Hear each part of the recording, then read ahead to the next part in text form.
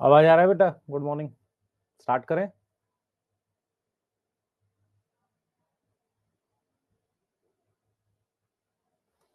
अभी दिवाली में समय है बेटा, माहौल मत बनाओ अभी। मैं ठीक हूँ।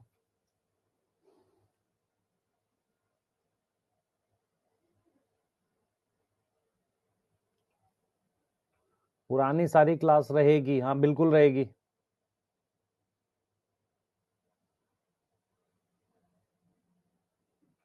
स्टार्ट करें। ठीक है। हाँ, सबके अपने अपने मत है। मेरा ये मत है कि पढ़ने के लिए, है ना, पढ़ने के लिए किसी उसकी आवश्यकता नहीं है। तो स्टार्ट करते हैं आज का लेक्चर। बेटा आप पहले मुझे बता दो क्या ऑडियो वीडियो क्लियर है? अगर आप मुझे सुन और देख पा रहे हैं तो एक बार फटाफट से कमेंट में बताएं।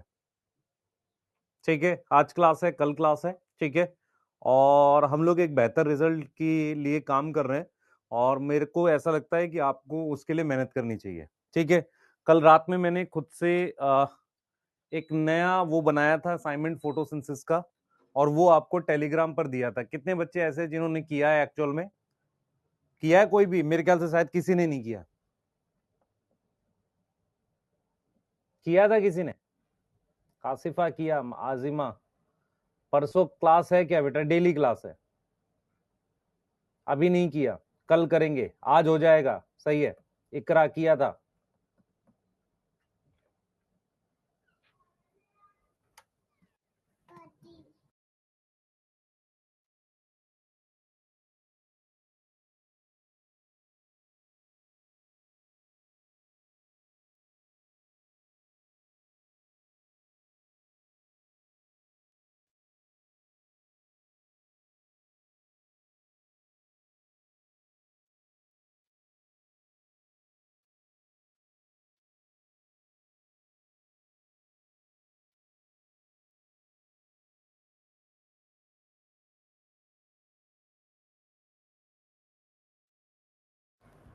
ठीक है बेटा। यस। वर्कशीट एक थी, दो की नहीं की बेटा? एक कर लिया आपने? एक कर ली है? यस यस यस, एक कर लिए। ठीक है, आप पीवाईक्यू सॉल्व किए थे? अच्छा, मैंने बना लिए, बहुत मजा आया। तीन गलत हुए, बढ़िया। अच्छा स्टार्ट करते हैं। मैं एक बार आपको बता देता हूँ क्या प्लान है। आज आपने वो वर्कशीट 1 और 2 में दोबारा डाल दूंगा एक बार, जिन बच्चों को नहीं मिली। दोनों वर्कशीट सॉल्व करो फोटोसिंथेसिस की। ठीक है सर। उसके अलावा जो आपने लास्ट चैप्टर पढ़ा था, कौन सा पढ़ा है? एनाटॉमी पढ़ा है। उसके और मतलब एक मिक्स वर्कशीट मैं किसकी डाल दूंगा? मॉर्फोलॉजी की, एनाटॉमी की और फोटोसिंथेसिस की, इनकी तीनों की मिक्स करके भी डाल दूंगा लगभग। ठीक है, आप बताना कि आपको करना है कि नहीं। उससे बेटा रिवाइज होता है, आपको फायदा होगा, उससे रिवाइज होगा। यस। ठीक है। हाँ हाँ, मैं कौन सा सब्जेक्ट पढ़ा रहा हूं? बहुत बढ़िया। नीट एडवांस के अगर क्वेश्चन किए तो प्रियांशु ये समय सही है एकदम, है ना? ठीक है, स्टार्ट करें।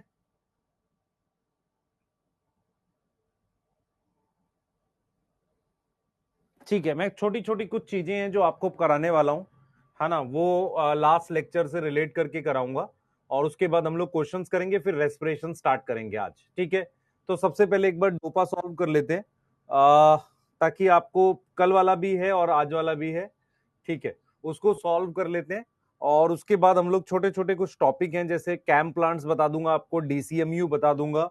और उसके अलावा मैं आपको एक दो चीज और है, क्वांटम यील्ड वगैरह या उससे रिलेटेड कुछ है इलेक्ट्रॉन्स को लेके, वो दो तीन चीजें आपको बता देता हूं। ठीक है, स्टार्ट करें। रेडी? स्टार्ट करें बेटा? ठीक है,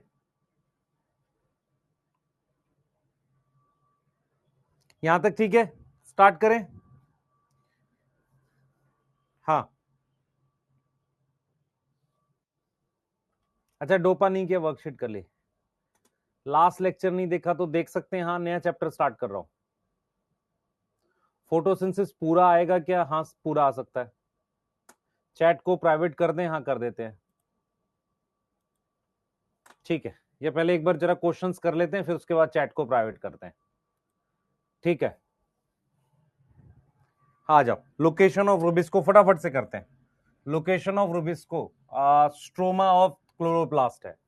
डार्क रिएक्शन में क्या नहीं होता? डार्क रिएक्शन में रिडक्शन, कार्बोक्सिलेशन ये नहीं होता। ऑक्सीजनेज एक्टिविटी फोटो रेस्पिरेशन में। Reduction of NADPH occur in none. Actual में आपको याद करना पड़ेगा, रिडक्शन होती है NADP प्लस की, इसकी रिडक्शन होती है लाइट रिएक्शन में। इसकी रिडक्शन कहां होती है? लाइट रिएक्शन में। और NADPH की ऑक्सीडेशन होती है। NADPH की क्या होती है हमारे पास? ऑक्सीडेशन होती है। तो ऑक्सीडेशन ऑफ NADPH होना चाहिए था, इसलिए नन आएगा। ऑक्सीडेशन ऑफ NADPH कहां होती है? कौन से स्टेप में होती है? रिडक्शन स्टेप में होती है डार्क रिएक्शन के। Yes. Occur last in photosynthesis. Photosynthesis में सबसे लास्ट में क्या होगा बेटा? फोटोलिसिस है, रुबिस्को है। इन देखो ये वाले सब लाइट रिएक्शन के पार्ट है। ये सब क्या है बेटा? रिडक्शन ऑफ 3PG और एक्टिविटी ऑफ रुबिस्को, ये कार्बोक्सिलेशन स्टेप है। और ये तो इनमें से ये वाला स्टेप सबसे लास्ट में हो रहा है। ठीक है।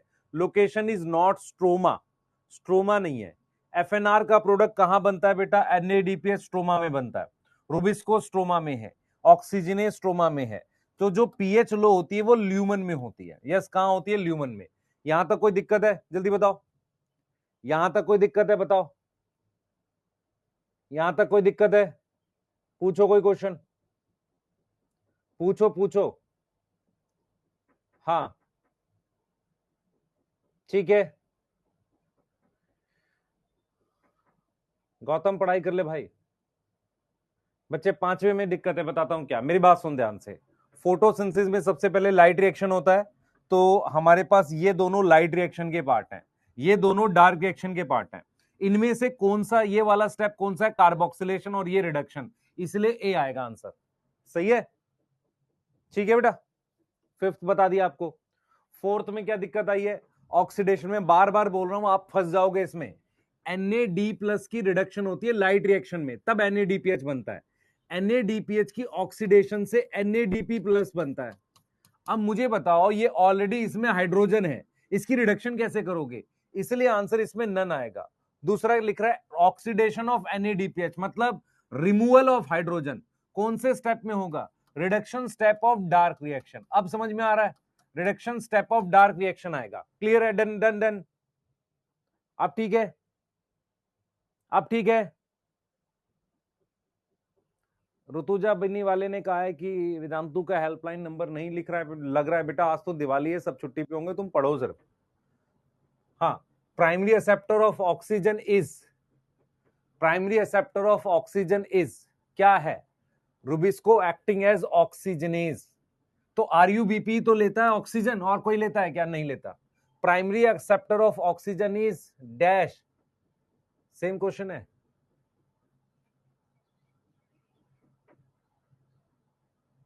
अच्छा, सेम ही होगा, यहां प्रोडक्ट होना चाहिए। चलो कोई नहीं, सेम है ये तो। Least number of carbon, Rubisco बेटा एंजाइम है। एंजाइम तो बहुत सारी कार्बन का बना होता है। लीस्ट पूछा हुआ। Primary acceptor of CO2 in C3 cycle, RUBP की बात हो रही है। ये 5 कार्बन है, ये 3 कार्बन है, ये 2 कार्बन है। तो क्या आ जाएगा? फॉस्फोग्लाइकोलेट आ जाएगा। Which is not sugar. PGA, OA, PG ये तीनों शुगर नहीं है। फॉस्फोग्लाइकोलेट 8 मतलब acid. Oxalo acetic acid, acid, ये एसिड है। Organelles involve in C3 cycle कौन सी है बेटा? मेरे पास क्लोरोप्लास्ट है। मैं रिपीट कर रहा हूं, organelles involve in C3 cycle chloroplast है। Organelles involve in photorespiration, chloroplast, peroxisome, mitochondria.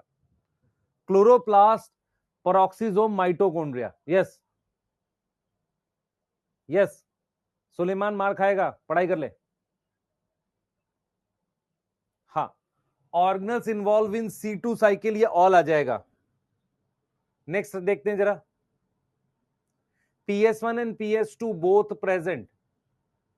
Mesophyll cell in C3 plant, mesophyll cell in C4 plant, दोनों में होगा। देखो C3 प्लांट में तो लार्क और लाइट और डार्क रिएक्शन एक ही में होता है। इसमें मेरे पास क्या होता है? Light reaction. तो लाइट रिएक्शन की वजह से PS1 PS2 तो बोथ A एंड B आ गया। Product of PEPcase is, product of PEPcase is PEPCASE। Product of PEPcase is malic acid, OA, pyruvate, all. Product of PEPcase, PEPcase मतलब phosphoenol pyruvate carboxylase, तो मेरे पास क्या बनेगा, OA बनेगा। Transport of dash occur from bundle sheath cell, देखो मेरी बात सुनो, ये बंडल शीथ सेल से मीजोफिल सेल में किसका ट्रांसपोर्ट हो रहा है, सर पाइरुवेट का ट्रांसपोर्ट होता है। Location of photolysis in C4 plant, photolysis इसमें होती है, यस, और थाइलाकॉइड में होगी, तो थाइलाकॉइड ऑफ क्या, मीजोफिल सेल में होगी, yes. Not occur in bundle sheath cell of C4 plant, देखो जरा, इसमें मेरे पास साइक्लिक फ्लो होगा, इलेक्ट्रॉन का एटीपी बनेगी, ऑक्सीजन नहीं इवॉल्व होता, किसमें, बंडल शीथ सेल में।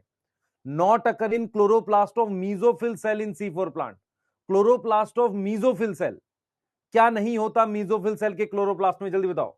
Not occur in chloroplast of mesophyll cell in C4 plant, बताओ जल्दी से बेटा, मीजोफिल सेल में क्या नहीं होता, carboxylation, regeneration, photolysis, reduction, reduction to form, देखो रीजनरेशन ये कौन से वाली है, ये वाली है जो यहां पर पड़ी थी, कार्बोक्सिलेशन होती ही है, फोटोलिसिस पानी टूटता ही है, reduction to form sugar, sugar बनाने के लिए रिडक्शन यहां पर नहीं होती, बताइए, शुगर बनाने के लिए रिडक्शन यहां पर नहीं होती। बन रहे क्वेश्चन, ये मुश्किल क्वेश्चन है थोड़े से बेटा, यस। ऋतुजा बीनी वाले बेटा अगर पेंडिंग दिखा रहा है तो आप एक बार देखिए क्या है, मुझे डिटेल भेजिए। 6 नहीं समझ आया, मैं क्या बोल रहा हूं बेटा, मीजोफिल सेल में क्या नहीं होता, कार्बोक्सिलेशन कौन सा स्टेप है, पीपी प्लस CO2 वाला, रीजनरेशन कौन सा स्टेप है, पाइरुवेट से पीपी वाला, फोटोलिसिस मतलब पानी तो टूटेगा, इसमें लाइट रिएक्शन होता है, तो रिडक्शन टू फॉर्म शुगर नहीं होगी, वो किसमें होती है, बंडल शीथ सेल में। समीक्षा 6 बता दिया बेटा। इन्फिनिटी वालों को ऑनलाइन वाली फ्री मिलेगी, सेंटर वाले टेस्ट लॉन्च करना बेटा कंट्रोल करना मुश्किल हो जाता है, इस वजह से शायद नहीं। 4th बता दो, लोकेशन ऑफ फोटोलिसिस, मेरी बात सुने, C4 प्लांट में यहां पर ग्रेनल थाइलाकॉइड होते हैं, तो लोकेशन ऑफ फोटोलिसिस कहां होगी, मीजोफिल सेल या बंडल शीथ सेल, ये रहा मीजोफिल सेल। अब मीजोफिल सेल में किसमें, स्ट्रोमल लैमेली में कि ग्रेनल थाइलाकॉइड में, ग्रेनल वाल में, तो थाइलाकॉइड लिखा हुआ है, ठीक है। और कोई क्वेश्चन, 5th बता दूं फिर से, not occur in bundle sheath cell of C4 plant, bundle sheath cell ये है, देख ले, तो साइक्लिक फ्लो ऑफ इलेक्ट्रॉन होगा, क्योंकि PS1 होता है इसमें, हाँ होता है, तो साइक्लिक फ्लो होगा, एटीपी बनेगी अगर PS1 है, शुगर बनेगा, हाँ इसी में वो होता है, रुबिस्को होता है, और रिडक्शन स्टेप होगा, ऑक्सीजन यहां इवॉल्व होती है, ठीक है। अब यस, 5 का बी होगा, क्यों बेटा, क्या C4 प्लांट में बंडल शीथ सेल में एटीपी नहीं बनती, बनती तो है, साइक्लिक फ्लो ऑफ इलेक्ट्रॉन से एटीपी नहीं बनेगी।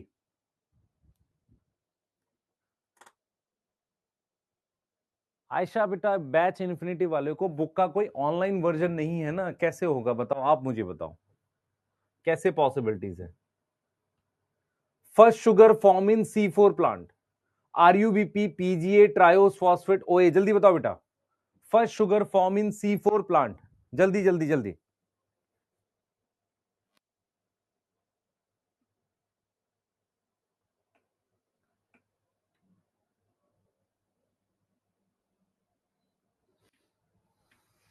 ठीक है, first sugar form in C4 plant, RUBP, PGA, triose phosphate, OA, हाँ C4 प्लांट में पहली शुगर कौन सी है बेटा, C4 प्लांट की बात हो रही है, उसमें वही शुगर होगी जो C3 में होगी, ट्रायोस फॉस्फेट होगी। Not feature of mesophyll cell, देख लो मेरी बात सुनो, ग्रैनल थाइलाकॉइड होंगे मीजोफिल सेल में, खुद से बता, हाँ होंगे सर, इसमें पैपकेज होगा, होगा फोटोलिसिस होगी। C3 साइकिल किसका फीचर है, बंडल शीथ सेल का फीचर है, कॉमन इन C3 और C4 प्लांट। मेरी बात सुन ध्यान से, C3 प्लांट में C2 साइकिल होती है, C4 प्लांट में C2 साइकिल नहीं होती। C3 साइकिल ऐसी है जो C3 और C4 दोनों प्लांट में होती है। भाई C3 C4 प्लांट में कौन सी साइकिल कॉमन है, कौन सी साइकिल है जो दोनों प्लांट में होती है, वो है C3 साइकिल। क्या C4 प्लांट में C3 साइकिल होती है, हाँ होती तो है, इस वाले सेल में, बंडल शीथ सेल में। Why CO2 fixed in mesophyll cell, क्यों, क्यों बताओ, क्योंकि wall of bundle sheath cell impervious है। मेरी बात समझो ध्यान से, हम CO2 क्यों फिक्स कर रहे हैं, क्यों फिक्स कर रहे हैं? रीजन होना चाहिए ट्रांसपोर्ट करना है बंडल शीथ सेल में। तो wall of bundle sheath cell pervious है नहीं, wall of bundle sheath cell impervious है, इस वजह से वहां फिक्स करके यहां लानी पड़ेगी। भाई इसकी दीवार मोटी है, इसीलिए CO2 को यहां फिक्स करके यहां लाओगे। रुबिस्को एक्ट एज ऑक्सीजनेस कब? High low temperature, high temperature in C4 plant, high temperature high light intensity in C4 plant none. ये दोनों C4 लिखा है बेटा, तो यहां तो होगा ही नहीं, लेकिन यहां पर टेम्परेचर हाई चाहिए था C3 प्लांट में। सबसे पहले rubisco act as oxygenase, C3 plant C4 plant, sir C3 plant, तो ये दोनों तो आंसर हो ही नहीं सकते। तो आंसर में क्या आएगा? C3, पर वहां लो टेम्परेचर लिखा है, इसलिए हमने क्या मार्क कर दिया? नन ही मार्क कर दिया। बताओ बेटा, जल्दी जल्दी जल्दी। ऑनलाइन कर सकते हो बच्चे?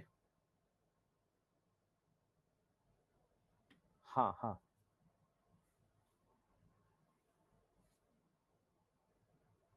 बेटा ऑनलाइन लाइट रिएक्शन फास्ट होता है डार्क रिएक्शन से। मैं तेरे को बताता हूँ, क्लास 10th में एक चैप्टर है केमिकल रिएक्शन, वहां पर पढ़ाया जाता है photochemical reaction are one of the fastest reaction. तो लाइट रिएक्शन एक फोटोकेमिकल रिएक्शन है, तो वो डार्क रिएक्शन से हमेशा फास्ट होगा। यस, ठीक है। हाँ बेटा, जो बच्चे थोड़ा सा डाउट टेस्ट सीरीज के राउंड पूछ रहे हैं, मैं बता देता हूं आपको एग्जैक्टली क्या है। टेस्ट सीरीज जो है बेटा ऑनलाइन वाली जो है वो शायद 499 की कुछ की है, तो वो उन बच्चों को फ्री मिलेगी जिन्होंने इन्फिनिटी बैच परचेज किया था, पहला पॉइंट। दूसरा पॉइंट, जो 1300 के आसपास की दिखा रही है वो घर पर पैकेट आएगा, ठीक है, क्लियर है। तीसरा पॉइंट क्या है कि आप में से जो भी बच्चे बुक परचेज कर चुके हैं, बुक से सॉल्व करो, बढ़िया है। आपको लगता है कि आपने कोई ऑफलाइन टेस्ट सीरीज किसी भी कोचिंग की ली है, उसके साथ आपको और प्रैक्टिस के क्वेश्चन चाहिए, तो आप उसको लेके कर सकते हो, ठीक है। सर बैच के अंदर टेस्ट होंगे? बिल्कुल होंगे, बैच के अंदर आपको वो भी कराया जाएगा। जब सिलेबस खत्म हो जाएगा तो फुल सिलेबस भी कराए जाएंगे, ऐसा नहीं है, मेरी बात समझो, पर वो ऑनलाइन है। एक ऑफलाइन प्रैक्टिस करने के लिए टाइम लगा के, अच्छा लेवल ऑफ क्वेश्चन थोड़ा इंप्रूव किया, थोड़ा इंप्रूव करने का मतलब उसमें थोड़े मुश्किल क्वेश्चन डाले गए हैं, इतनी सी बात है। इसके अलावा मुझे नहीं लगता आपको और कुछ डिस्कशन मेरे से चाहिए, ठीक है। आगे आ जाइए, यहां पर ये वाले क्वेश्चंस भी कर लेते हैं। Which is not intrinsic factor which affect rate of photosynthesis? बताओ जरा, इंट्रिंसिक फैक्टर कौन सा है? Intrinsic, not intrinsic. Not intrinsic is external CO2, बाकी सब इंट्रिंसिक है।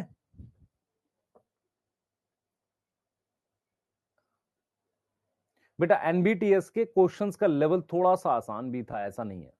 हाँ बॉटनी ठीक थी।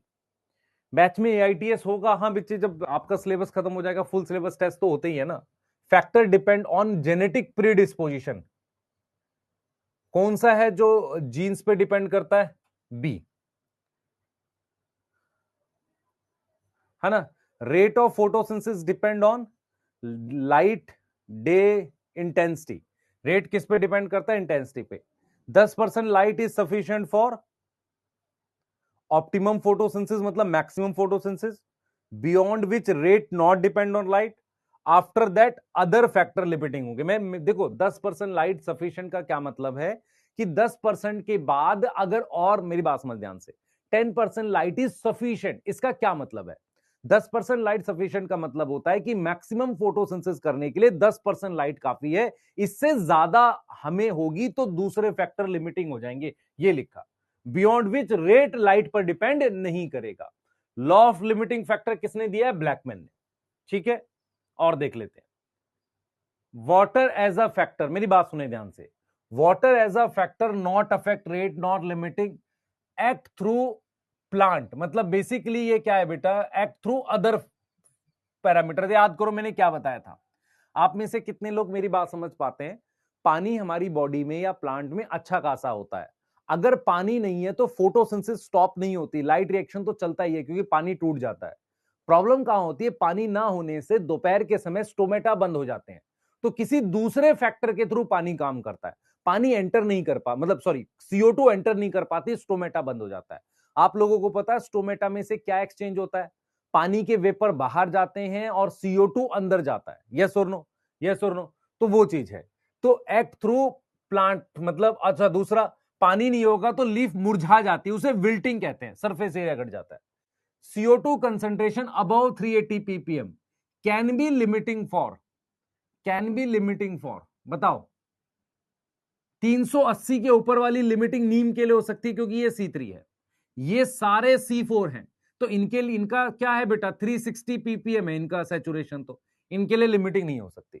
Saturation of green house plant occur at green house plant, कौन से प्लांट होते हैं C3, उनका आएगा 450 ppm पे। Temperature can affect light reaction, dark reaction, photosynthesis all, अगर वो लाइट को अफेक्ट करेगा, डार्क को अफेक्ट करेगा, दोनों में एंजाइम है, तो फोटोसिंथेसिस को अफेक्ट करेगा। यहां तक कोई दिक्कत है बताओ? स्टार्ट कर रहे हैं अब, फटाफट से छोटी सी एक चीज बतानी है आपको, फिर स्टार्ट करते हैं, ठीक है? हाँ, कल हम लोग क्लास के लास्ट में, कल वाली क्लास के लास्ट में या स्टार्टिंग में थोड़े से PYQs इसके सॉल्व करेंगे इस चैप्टर के। आपको क्या करना है आज सुनो ध्यान से, किसी तरह की कोई मक्कारी नहीं, घर में काम चल रहा है, थोड़ा बहुत काम भी कराइए, कोई दिक्कत नहीं है, पर सबसे पहले आपने क्या करना है, आज इस चैप्टर को तैयार करना है पूरा। टेस्ट भी होगा आपका, टेस्ट दो, कोई दिक्कत नहीं है, पर आपको इस चैप्टर को पूरा तैयार करना है, इसकी दोनों वर्कशीट सॉल्व करनी है, उतने से मोर और लेस हो जाएगा। PYQ को सॉल्व कर लेना है, प्रीवियस ईयर क्वेश्चंस को, जिनके पास बुक है बुक को सॉल्व कर लो, उतने से भी आपको बढ़िया प्रैक्टिस हो जाएगी। लास्ट ईयर मैंने कुछ दिया था आपको, याद है कि क्वेश्चंस दिए थे इकट्ठे, उनको भी कर लो तो उनसे अच्छी प्रैक्टिस हो जाएगी।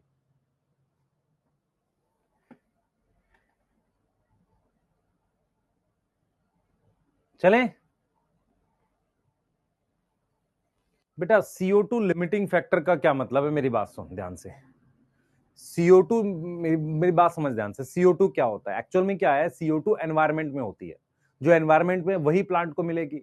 C3 प्लांट का सैचुरेशन 450 होता है ppm, और C4 का कितना होता है 360। तो एनवायरमेंट के हिसाब से C4 प्लांट को CO2 सफिशिएंट होती है, लेकिन C3 को कम पड़ती है। दूसरा क्या है कि C4 प्लांट में फोटो रेस्पिरेशन नहीं होता, तो वो कम CO2 में भी ज्यादा फोटोसिंथेसिस कर सकते हैं। तो करंट एनवायरनमेंट में C4 प्लांट ज्यादा प्रोडक्टिविटी शो कर रहे हैं CO2 में, लेकिन जब CO2 की कंसंट्रेशन एनवायरनमेंट में बढ़ेगी, किसको ज्यादा फायदा होगा, C3 को, क्योंकि उनका सैचुरेशन अभी अचीव नहीं हुआ। यस, उनका सैचुरेशन अभी अचीव नहीं हुआ। अब मैं आपको एक छोटे से टॉपिक के बारे में बता रहा हूं, फिर हम लोग रेस्पिरेशन को स्टार्ट करेंगे प्रॉपरली, ठीक है? मैं एक दो टॉपिक हैं जो आपको बता देने चाहिए। एक है मेरे पास कैम प्लांट्स। कैम प्लांट्स क्या होते हैं, ठीक है? सबसे पहले कितने लोगों को इनका नाम पता है? मैं नाम बता देता हूं, क्या मतलब है इस प्लांट का। इसका मतलब है क्रैस्युलेशियन। सर ये तो नया है कुछ, एसिड मेटाबॉलिज्म। सर ये किस में बता रहे हो, फोटोसिंथेसिस में ही लिखना। अभी इसको मैं थोड़ा सा बता दूं, कैम प्लांट्स नहीं तो बिल्कुल रह जाएगा। कैम प्लांट्स क्या होते हैं बेटा, एक प्लांट था जिसका नाम था ब्रायोफाइलम। ब्रायोफाइलम जो था उसमें एक पाथवे मिला था। उसमें क्या मिला था, उसमें एक डिफरेंट पाथवे मिला था, एक डिफरेंट पाथवे, पाथवे का मतलब मेथड मिला था टू फिक्स क्या चीज, CO2, ठीक है? ये क्रैसुलेशन एसिड जो होता है ये किसमें प्रेजेंट होता है, ब्रायोफाइलम में प्रेजेंट होता है, इसलिए इन प्लांट का नाम क्या रख दिया, क्रैसुलेशन एसिड मेटाबॉलिज्म। एक बार रिपीट करता हूं, फिर से सुनेंगे सारे बच्चे। एक खास तरह के प्लांट होते हैं, उन्हें कैम प्लांट्स कहते हैं। कैम प्लांट क्या होता है, एक तरह का पाथवे है, समझना ध्यान से। ब्रायोफाइलम एक प्लांट था, ब्रायोफाइलम देखा है सबने? अरे ब्रायोफाइलम का प्लांट देखा, उसमें पिंक कलर के फ्लावर लगते हैं। उस प्लांट में एक एसिड मिलता था, क्रैसुलेशन एसिड। उस एसिड के नाम पर जो जिन प्लांट्स में ये पाथवे मिलता है उनको हमने कैम प्लांट्स बोल दिया। तो कैम प्लांट्स क्या है, जैसे C3 प्लांट है उसमें C3 पाथवे मिलता है, C4 प्लांट है उसमें C3 पाथवे तो मिलता है, पर CO2 C4 पाथवे से फिक्स करते हैं। ऐसे ही हमारे पास कैम प्लांट्स होते हैं। कैम प्लांट्स का नाम कैम प्लांट्स क्यों है, बिकॉज ऑफ दिस एसिड। वो उन प्लांट्स से मिलता है, इसका कुछ रोल होता है नहीं, बस आप याद करो कि कैम प्लांट्स जो होते हैं वो थोड़े से अलग होते हैं, ठीक है? उनमें क्या होता है, देखो क्वालिटी क्या होती है, फीचर क्या होता है। सबसे पहले वो ड्राई रीजन में मिलते हैं, है ना? तो उनको क्या करते हैं, वो अपना स्टोमेटा बेटा रात में ओपन करते हैं। स्टोमेटा ओपन करते हैं नाइट में। ऐसा क्यों करते हैं, स्टोमेटा रात में क्यों करते हैं, टू डिक्रीज ट्रांसपिरेशन। क्या डिक्रीज करने के लिए, ट्रांसपिरेशन डिक्रीज करने के लिए, ताकि ट्रांसपिरेशन कम हो जाए, पानी का लॉस कम हो जाए। वाटर लॉस को घटाने के लिए वो क्या करते हैं, वो CO2 को रात में, मतलब सॉरी, CO2 को रात में लेकर आते हैं अपने पास, ठीक है। अब इन प्लांट्स के एग्जांपल में मेरे पास एक तो कैक्टस आता है, देखो, एक तो ब्रायोफाइलम है प्लांट, आपने कैक्टस देखा है, कैक्टस, कैक्टस उसको ओपनशिया कहते हैं, उसमें हो जाएगा, पाइनएप्पल में हो जाएगा। ये कुछ एग्जांपल है किसके, कैम प्लांट्स के, सही है। मैं रिपीट कर दूं एक बार, मान लेते हैं एक प्लांट था, उसके अंदर एक एसिड मिला था जिसका नाम था क्रेसुलेशन एसिड। उसी के अंदर एक पाथवे, एक मेथड डिस्कवर हुआ जिसमें स्टोमेटा रात में खुलता है और दिन में बंद रहता है। दिन में क्यों बंद रहता है, ताकि पानी के लॉस को बचा सके, सही है। To decrease water loss stomata रात में खुलते हैं। अब रात में जब स्टोमेटा खुलते हैं तो क्या होता है जरा समझते हैं। ये मेरे पास एपिडर्मल सेल है, ये मेरे पास स्टोमेटा है, ध्यान से सुनेंगे बेटा। ये मेरे पास एपिडर्मल सेल्स हैं और ये मेरे पास स्टोमेटा है। यहां तक किसी को बात समझ में आ रही है। अब बात कर रहे हैं नाइट की। अगर नाइट होगी, ध्यान से सुनेंगे, नाइट होगी तो मेरे पास ये स्टोमेटा बंद है, सॉरी नाइट है तो स्टोमेटा क्या, ओपन है। स्टोमेटा क्या है बेटा, ओपन है, ओपन है स्टोमेटा। यस, स्टोमेटा क्या है, नाइट है तो स्टोमेटा कैसा है बताओ, नाइट है तो स्टोमेटा कैसा है, हम यहां पे क्या लिख रहे हैं, स्टोमेटा ओपन है। अगर स्टोमेटा ओपन है तो क्या होगा आप समझो, स्टोमेटा ओपन होगा तो बाहर से क्या आ जाएगी, CO2 आ जाएगी। सुनना ध्यान से, बाहर से क्या आ जाएगी, CO2 आ जाएगी। अब ये जो CO2 आएगी इस सेल के अंदर, समझना इस बात को, ये CO2 जो आएगी, ध्यान देंगे, इस CO2 को हम क्लोरोप्लास्ट में ले गए और उसको कंबाइन किया पीपी के साथ, पीपी से बना दिया OA। सर एंजाइम कौन सा होगा, वही पेप्केज। OA से बना दिया मैलिक एसिड, यस और नो। अब ये सारा काम किस में चल रहा है, क्लोरोप्लास्ट में चल रहा है। सारा काम किस में चल रहा है, क्लोरोप्लास्ट में चल रहा है। अब इस मैलिक एसिड को निकालकर हमने वैक्यूल में स्टोर कर लिया। मैलिक एसिड को किस में स्टोर कर लिया, वैक्यूल में, वैक्यूल में। तो मैलिक एसिड यहां स्टोर हो गया। ये चीज क्या है, क्लोरोप्लास्ट है। इस बात में कोई दिक्कत है, इस बात में कोई दिक्कत है, जल्दी बताओ। अरे यार तुम लोग पहले चैट प्राइवेट करो, तुम लोग मैच क्यों देख रहे हो नालायक। कुछ नहीं बदलेगा तेरे जीवन में इससे। मेरे से ज्यादा नहीं देखता होगा तू पहले, है ना, और मुझसे ज्यादा नॉलेज भी नहीं होगी क्रिकेट की। पर दिक्कत क्या है कि अब समय नहीं बचा और ना समय है तेरे लिए, ठीक है। अब हम नहीं देखते, बहुत ही कम, क्योंकि सब कुछ अब वैसा हो गया प्रोफेशनल टाइप का, है ना। तुम अपना समय मत खराब किया करो, है ना। सबको एड्स मिल रहे हैं, सब पैसे कमा रहे हैं करोड़ों में, तुम क्या कर रहे हो। हाँ,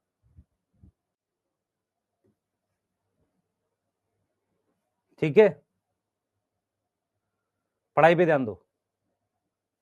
ये फोटोसिंथेसिस चैप्टर का यस लास्ट चीज बता रहा हूं, सुन लो ध्यान से, पहले समझो मेरी बात सुनो। मैं आपसे पूछता हूं कि C3 प्लांट की मेन प्रॉब्लम क्या थी, rubisco act as a oxygenase. तो उसने प्रॉब्लम कैसे सॉल्व करी, एक सेल में लाइट रिएक्शन, दूसरे सेल में क्या किया उसने, डार्क रिएक्शन। इसे कहते हैं जगह अलग अलग कर दी। कैम प्लांट्स ने क्या, टाइम अलग अलग कर दिया। तो कैम प्लांट्स क्या करते हैं, नाइट में वो क्या करते हैं, CO2 स्टोर कर लेते हैं। स्टोर कैसे करते हैं बताता हूं। उन्होंने क्या किया, CO2 को पीपी के साथ कंबाइन किया, OA बनाया और OA से मैलिक एसिड बनाया। तो एक तरीके से CO2 स्टोर हो गई रात में। दिन के समय क्या होगा, दिन के समय जब लाइट रिएक्शन चलेगा तो ये स्टोमेटा बंद रहता है। दिन के समय जब लाइट रिएक्शन चलेगा तो ये स्टोमेटा बंद हो गया, ये हो गया स्टोमेटा क्लोज, ठीक है सर। अब स्टोमेटा जब क्लोज हो गया, आपको समझना पड़ेगा तो क्या होगा, इस वैक्यूल में से मैलिक एसिड बाहर निकलेगा। वैक्यूल है ना, इसमें क्या है हमारे पास, मैलिक एसिड है, यस। ये मैलिक एसिड वैक्यूल में से बाहर निकलेगा और मैलिक एसिड वापसी क्या बनाएगा, OA बनाएगा। वापसी क्या बनाएगा, OA बनाएगा। OA से वो CO2 निकाल के किसको दे देगा, रुबिस्को को। इसमें भी यही काम कर रहे हैं। और साथ में मेरे पास बन जाएगा पाइरुवेट, और पाइरुवेट से फिर हम लोग क्या बना सकते हैं, पीपी। तो मेरा सिर्फ आपको यह समझाने का काम है कि ये क्लोरोप्लास्ट में हो रहा है, ये सब किस में हो रहा है? क्लोरोप्लास्ट में। अगर आप ज्यादा नहीं समझना चाहते तो सिंपल बात याद रखिए, आपको ये समझना है जो आपने C4 साइकिल में पढ़ा है वही हो रहा है। फर्क सिर्फ कितना है कि रात के समय मैलिक एसिड बनाकर रख लेते हैं। मैलिक एसिड क्या है? इसमें कार्बन डाइऑक्साइड स्टोर है। दिन के समय मैलिक एसिड से वापसी हम लोग क्या बना देते हैं? पाइरुवेट। उससे क्या होता है? CO2 निकाल के किसको दे देते हैं? रुबिस्को को। चल भाई तू फोटोसिंथेसिस कर। इसका मतलब फोटोसिंथेसिस हो दिन में ही रही है, पर हम क्या कर रहे हैं? कार्बन डाइऑक्साइड को रात में स्टोर करके रख लेते हैं। क्यों ऐसा करते हैं? क्योंकि स्टोमेटा हमने बंद कर दिया। उससे क्या नहीं होगा बेटा? अगर मैंने स्टोमेटा क्लोज कर दिया तो उससे क्या होगा? उससे पानी का लॉस नहीं होगा। No water loss, no water loss, पानी का लॉस नहीं होगा, है ना। पानी का लॉस हम बचा पाएंगे, क्योंकि ये कहां मिल रहे हैं बेटा? ये ड्राई कंडीशंस में मिलते हैं। ड्राई का मतलब वहां पहले ही पानी नहीं है। अगर पहले ही पानी नहीं है तो आप पानी लॉस कैसे करोगे? समझ आया नहीं आया? समझ आया नहीं आया? क्या इसमें C3 साइकिल हो रही है? 100% बेटा। कोई ऐसा प्लांट नहीं है जिसमें C3 साइकिल ना हो। ध्यान से सुने, कोई ऐसा प्लांट नहीं है जिसमें C3 साइकिल ना हो। इधर समझो ध्यान से। नोट, मेरे पास C3, C4 and cam plants सब में C3 साइकिल होती है। All show C3 cycle. सही है। C4 क्या कर रहा है? C4 प्लांट ने क्या किया? लोकेशन बदल दी। क्या बदल दी? लोकेशन चेंज कर दी। Change location for light and dark reaction. Change location किसकी? For light and dark reaction. Light और डार्क रिएक्शन की लोकेशन चेंज कर दी। कैम प्लांट ने क्या किया? कैम प्लांट ने टाइम बदल दिया। कैम प्लांट ने क्या किया? CO2 को फिक्स कर रहे हैं किसमें? नाइट में, है ना, और स्टोर कर रहे हैं। यस, सही है। और डे टाइम में क्या कर रहे हैं? डे टाइम में क्या कर रहे हैं बेटा? लाइट रिएक्शन कर रहे हैं प्लस कैल्विन साइकिल भी कर रहे हैं। लेकिन वो क्या यूज करके? By using CO2।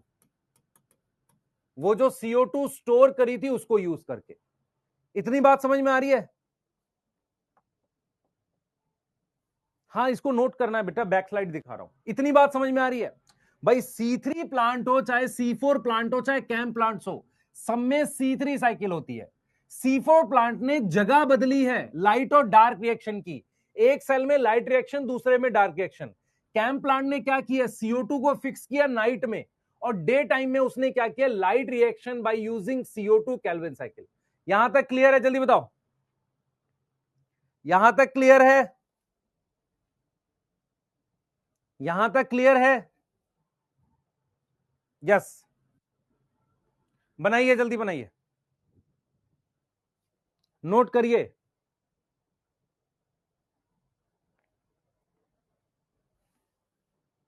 नोट करिए बेटा जल्दी से।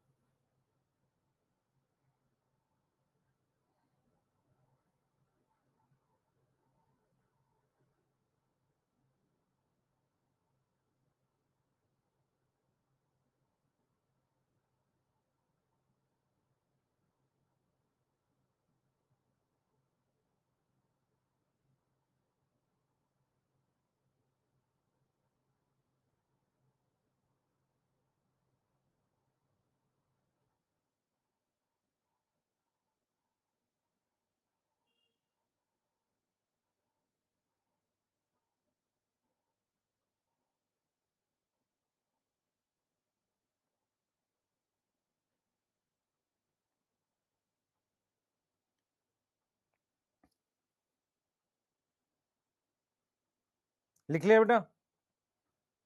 लिख लिया? नॉन कर सकता है बेटा। कैम एक बार रिपीट कर देता हूं, ध्यान से सुनेंगे। कैम प्लांट क्या है, मेरी बात सुने। सबसे पहले कैम की फुल फॉर्म। कैम की फुल फॉर्म है क्रेसुलेशन एसिड मेटाबॉलिज्म। ये एक एसिड था जो ब्रायोफाइलम में मिलता है। तो ब्रायोफाइलम में पहली बार एक पाथवे, एक तरीका डिस्कवर हुआ जिसमें स्टोमेटा रात में बंद रहता है, सॉरी रात में खुलता है, दिन में बंद रहता है। उस प्लांट के नाम पर इस पाथवे का नाम रख दिया कैम पाथवे।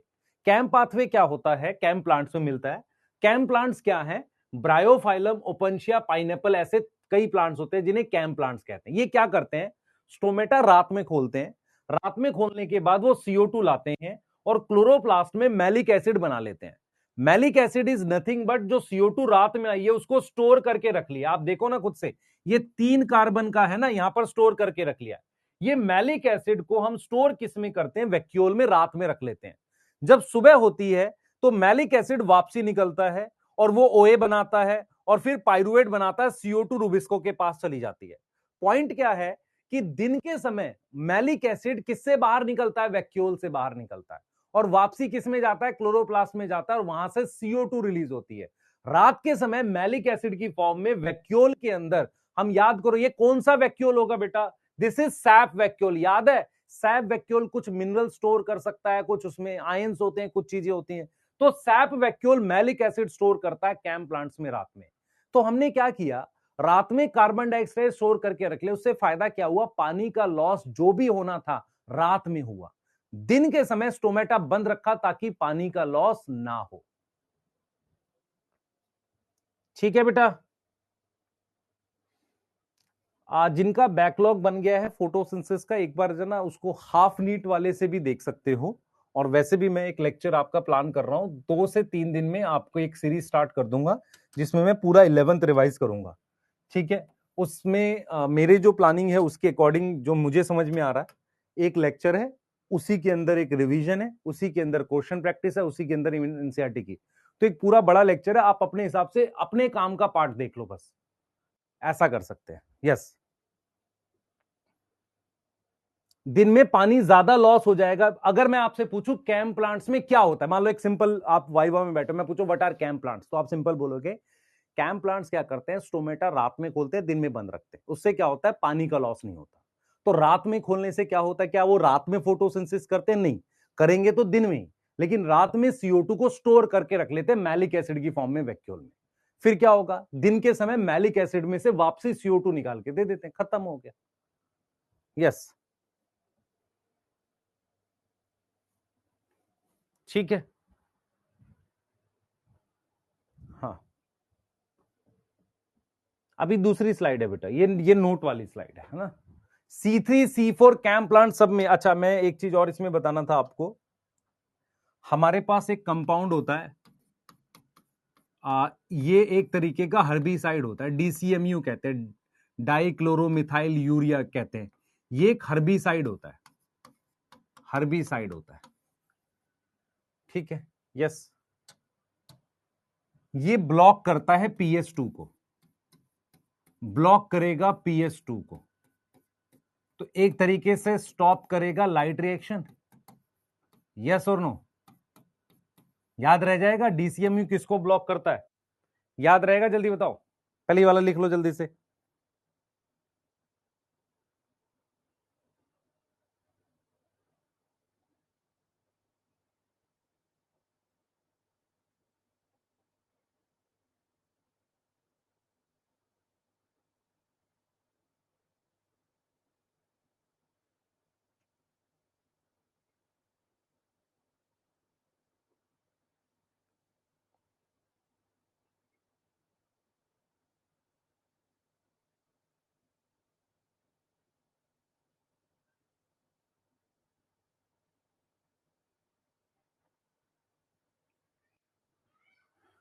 ठीक है, तो DCMU एक हर्बिसाइड है जो ब्लॉक करता है किसको? लाइट रिएक्शन को। और अगर लाइट रिएक्शन रुक जाएगा तो डार्क रिएक्शन अपने आप रुक जाएगा। इफ लाइट रिएक्शन हो प्लांट मर जाएगा। लाइट रिएक्शन स्टॉप तो dark reaction automatically stop, dark reaction also stop. इस बात में कोई दिक्कत है? इस बात में कोई दिक्कत है? इसके अलावा बेटा मैं एक चीज और बता देता हूं, अगर आपको याद हो, फोटोलिसिस पढ़ा था आपने? फोटोलिसिस पढ़ा है कि नहीं पढ़ा है? ठीक है, तो फोटोलिसिस में एक पानी जब ब्रेक करता है, एक पानी ब्रेक करता है तो क्या बनता है? सर 2 प्रोटॉन बनते हैं, हाफ ऑक्सीजन बनती है और 2 इलेक्ट्रॉन बनते हैं। ठीक है सर, अब 2 इलेक्ट्रॉन NADPH बनाने के लिए चाहिए। NADP प्लस से अगर मुझे NADPH बनाना है तो मुझे कितने इलेक्ट्रॉन चाहिए? सर मुझे 2 इलेक्ट्रॉन चाहिए। इसका सीधा सीधा मतलब केमिस्ट्री की स्टोइकियोमेट्री यूज करते हैं। इसका मतलब है कि एक पानी बराबर में 2 इलेक्ट्रॉन बराबर में हाफ ऑक्सीजन बराबर में 1 NaDPH है।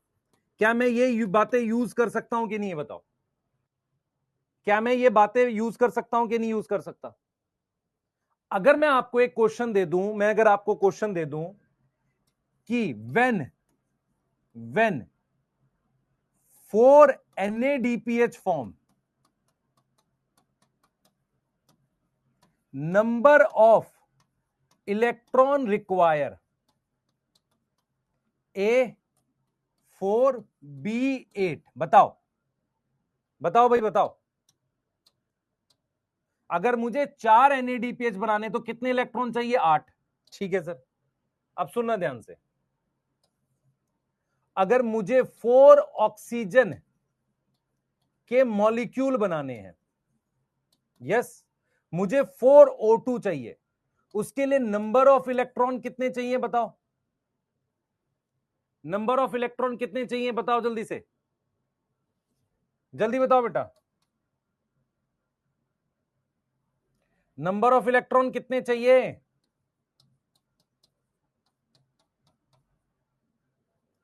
कितने चाहिए बताओ, आप खुद देख लो। Half O2 is equal to 2 electron है, ठीक है। अब मुझे किससे मल्टीप्लाई करना है इसको कि 4 आ जाए 8 से, तो 8 O2 इज इक्वल टू कितने हो जाएंगे? 16 इलेक्ट्रॉन हो जाएंगे कि नहीं, बताओ? कितने लोगों को समझ में आई है? 8 लिख रहे हैं यार, गजब आदमी हो तुम लोग। कब पढ़ना, कब केमिस्ट्री सीखोगे तुम? कब कब मैथ आएगा तुम्हें?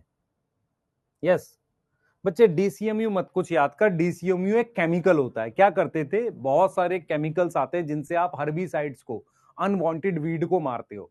तो डीसीएमयू क्या करता था? PS2 को ब्लॉक करता है। किसको ब्लॉक करता है? PS2 को। पूरा प्रोसेस रुक जाएगा। यस एक बार फिर बता देता हूं। आपने जो फोटोलिसिस पढ़ी थी उसमें पानी टूटने पर 2 प्रोटॉन हाफ O2 2 इलेक्ट्रॉन बनाता है। NADP प्लस को अगर 2 इलेक्ट्रॉन दूं तो NADPH बनता है। तो एक पानी जब टूटेगा तो 2 इलेक्ट्रॉन बनेंगे, हाफ O2 और NADPH बनेगा। मैं क्वेश्चन में दिया है कि अगर मुझे 4 NADPH बनाने हैं, तो आप खुद से देखो, एक NADPH कितने इलेक्ट्रॉन के बराबर है? 2 इलेक्ट्रॉन के बराबर है।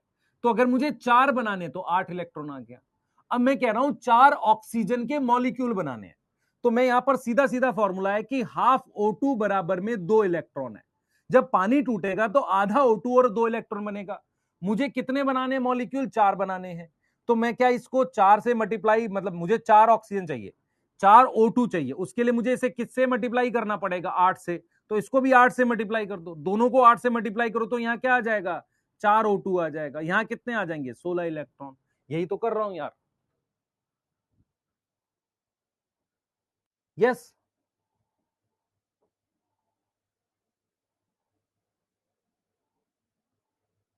अच्छा, यहां 4 O2 होगा। अच्छा मैंने गलती की है ये, अच्छा इसलिए तुम कंफ्यूज हो गए। यहां 4 O2 होगा बेटा, सॉरी 4 O2 होगा। इसका, इसके लिए मैंने किससे मल्टीप्लाई किया है? 8 से। अब ठीक है, हाँ वो मैंने गलती करी, सॉरी। हाँ हाँ, फोटोन पूछ ले बेटा, एक ऑक्सीजन के लिए 8 फोटोन चाहिए होते हैं। ध्यान सुनो, 1 O2 के लिए 8 फोटोन चाहिए। आप कर सकते हो?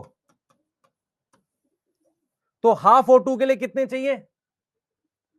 हाफ O2 के लिए कितने चाहिए जल्दी बताओ? एक ऑक्सीजन के लिए, डाटा है ये, एक ऑक्सीजन के लिए 8 फोटोन चाहिए एक O2 के लिए। तो हाफ O2 के लिए कितने चाहिए? 4 फोटोन। तो इसका मतलब क्या हो गया? एक NADPH बनाने के लिए 4 फोटोन चाहिए। एक NADPH बनाने के लिए 4 फोटोन चाहिए। यार आप कर लो ना खुद से, मल्टीप्लीकेशन मुझे सिखाओगे सर ऐसे कर लो वैसे कर लो, मेरी लाइफ का यूज नहीं है ना उसमें। मेरे को मल्टीप्लाई नहीं सीखना यार अब, है ना, मुझे बायो पढ़ानी है। यस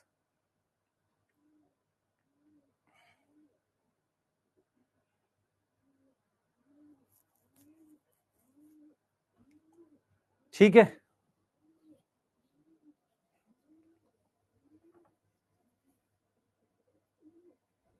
नहीं कर बेटा लक्ष्य, क्वांटम यील्ड मत कर, नहीं करना हमें, जितना बता दिया इतना काफी है, इससे ज्यादा नहीं आएगा आपको। कैम आ सकता है वो बता दिया, ये चीजें बहुत है। अब हम लोग रेस्पिरेशन स्टार्ट कर रहे हैं, ठीक है, और रेस्पिरेशन स्टार्ट कर रहे हैं, और कल क्या करेंगे मैं फिर रिपीट करता हूँ, फोटोसिंथेसिस इंपॉर्टेंट चैप्टर है। तो हम लोग क्या करने वाले हैं, कल के लिए मैं बता देता हूँ आपको, कल इसके एक बार पीवाईक्यू सॉल्व करेंगे। मैं ट्राई करूंगा कि जो पुराने हैं ना 80 के 90 के वो भी लेके आऊं, जो एनसीईआरटी बेस्ड है, ठीक है। उससे क्या फायदा होगा, आपको बहुत सारे मिल जाएंगे और काम के मिल जाएंगे, और उनकी पीडीएफ भी आपको दे दूंगा। तो कल हम लोग फोटोसिंथेसिस के पीवाईक्यू भी सॉल्व करेंगे। तो आज हम लोग नया चैप्टर स्टार्ट कर रहे हैं, रेस्पिरेशन इन प्लांट। चालू करें बेटा, यूट्यूब पे आप देखो ना, है तो बायोमोलिक्यूल, आप देखो मेरा पढ़ा हुआ है पहले से, आप देखो तो सही, एक 7-8 घंटे का लेक्चर है, आपको मजा आएगा उसको करके। इस चैप्टर में क्या पढ़ना है रेस्पिरेशन में, नया चैप्टर बेटा, हेडिंग डालो रेस्पिरेशन इन प्लांट। पढ़ना क्या क्या है, सबसे पहले इस पे एक टॉपिक पढ़ेंगे जिसमें इंट्रोडक्शन पढ़ेंगे रेस्पिरेशन की। आप में से बहुत सारे बच्चों को रेस्पिरेशन का मीनिंग भी नहीं समझ में आता, तो इंट्रोडक्शन पढ़ेंगे। क्या पढ़ेंगे हम, इंट्रोडक्शन पढ़ लेंगे, ठीक है। इंट्रोडक्शन के साथ हम कुछ छोटे छोटे टॉपिक पढ़ते हैं, जिनमें एक टॉपिक होता है हमारे पास रेस्पिरेटरी सबस्ट्रेट। ये सुनने में आसान लगता है, लेकिन इससे अच्छा क्वेश्चन आएगा तो गलत हो जाएगा। उसके साथ हम लोग एक टॉपिक पढ़ सकते हैं जिसका नाम होता है आरक्यू, ठीक है। उसके अलावा हम लोग एक टॉपिक पढ़ सकते हैं वाई प्लांट, या प्लांट डू प्लांट ब्रीथ, ऐसे करके एक टॉपिक है, डू प्लांट ब्रीथ। इनको तीनों को एक साथ पढ़ लेंगे। उसके बाद हम लोग क्या पढ़ेंगे बेटा, हम लोग बेसिकली क्या पढ़ेंगे, ग्लाइकोलिसिस पढ़ेंगे। ग्लाइकोलिसिस के बाद हम लोग एरोबिक रेस्पिरेशन पढ़ेंगे। एरोबिक रेस्पिरेशन में कुछ टॉपिक्स हैं आपके जो आपको पता होने चाहिए। एक है लिंक रिएक्शन, उसको पढ़ेंगे। एक आपने क्रैब साइकिल नाम से कुछ सुना होगा, उसको पढ़ेंगे। और एक आपने ईटीएस सुना होगा, उसको पढ़ेंगे, ठीक है सर। उसके बाद हमने क्या करना है बेटा, एरोबिक रेस्पिरेशन के बाद हमने क्या पढ़ना है, हमने पढ़ना है एम्फीबॉलिक पाथवे, एम्फीबॉलिक पाथवे। और उसके साथ पढ़नी है एटीपी बैलेंस शीट। एटीपी की एक बैलेंस शीट है, वो पढ़नी है हमने। एटीपी की क्या है, एक बैलेंस शीट है, वो हमें पढ़नी है, ठीक है सर। उसके साथ एम्फीबॉलिक पाथवे, एटीपी की बैलेंस शीट हमने पढ़ ली। उसके साथ हम लोग क्या पढ़ेंगे, समझना ध्यान से, एम्फीबॉलिक पाथवे है, एटीपी की बैलेंस शीट हमने पढ़ ली। इसके बाद हम पढ़ेंगे एनएरोबिक रेस्पिरेशन। क्या पढ़ेंगे हम, एनएरोबिक रेस्पिरेशन पढ़ेंगे। डन है, एनएरोबिक रेस्पिरेशन हम लोग पढ़ेंगे, जिसमें हम इथेनॉल और लैक्टिक एसिड पढ़ेंगे। इथेनॉल फर्मेंटेशन और लैक्टिक एसिड, ये दो चीजें हम लोग पढ़ने वाले हैं। ये पूरा टॉपिक है। कितने क्वेश्चंस आ सकते हैं सर, 2 से 3 क्वेश्चन आ सकते हैं। चैप्टर कैसा है, कॉन्सेप्चुअल। इसके लिए बायोमोलिक्यूल की नीड लगेगी स्ट्रक्चर्स में हल्की सी, सही है। बैक स्लाइड का क्वेश्चन दिखा दो। इसकी कितनी क्लास लगेगी, आज क्या तारीख है सर, आज 19 है, तो 19 में आज इंट्रोडक्शन पढ़ रहे हैं, तो 20, 21, 22, 23, 24, मान के चलो 24 तारीख को हम लोग इसको करा लेंगे। 24 या 25 लग सकता है ज्यादा ज्यादा, ठीक है। एक बच्चा कह रहा है सर स्लाइड दिखा दो, दिखाती है। यस, कल पढ़ेंगे, पिटाई कर दूंगा मैं। हाँ बर्नेल, मेरे टेलीग्राम चैनल पे है इसकी वर्कशीट,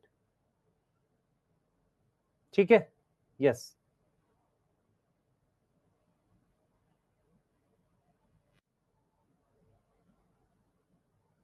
छुट्टी नहीं मिलेगी, नहीं मिलेगी।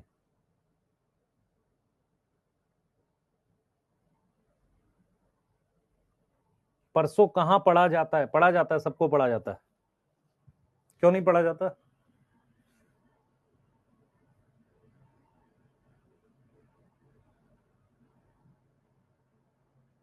नोट कर लो बेटा एक बार फटाफट से। बैकलॉग होते हैं तो पूरा कर, आज तो खाली है ना टाइम इसके बाद से।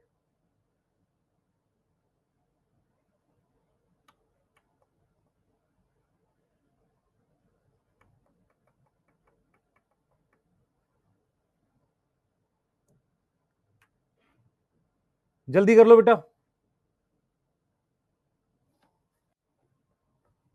परवेज मैं ट्राई करता हूँ 8 AM के लिए एक बार आप बात करते हैं, है ना, पर मैं भी इसको 9 ही रहने दो, अच्छा रहेगा।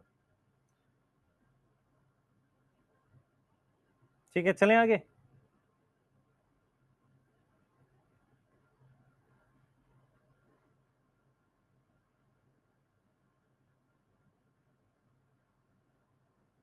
आइए, तो सबसे पहले हम लोग क्या पढ़ रहे हैं, हम लोग इंट्रोडक्शन पढ़ रहे हैं और उसके बाद रेस्पिरेटरी सबस्ट्रेट। चालू करें। मैं जो चीजें बोलूंगा उसको ध्यान से सुनना ताकि आपको सारी बातें समझ में आए। ठीक है, सारी बातें समझ में आए। ये चीजें आज मैं आपको बता दूंगा। अभी इन चीजों को ध्यान से पढ़ेंगे, सुनते रहना और समझते रहना, आपको समझ में आएगा सारा। रेडी हो बेटा? रेडी हो? किसी को लिखना है नोट कर लो एक बार टॉपिक्स, फिर हम लोग स्टार्ट कर रहे हैं। ठीक है, हाँ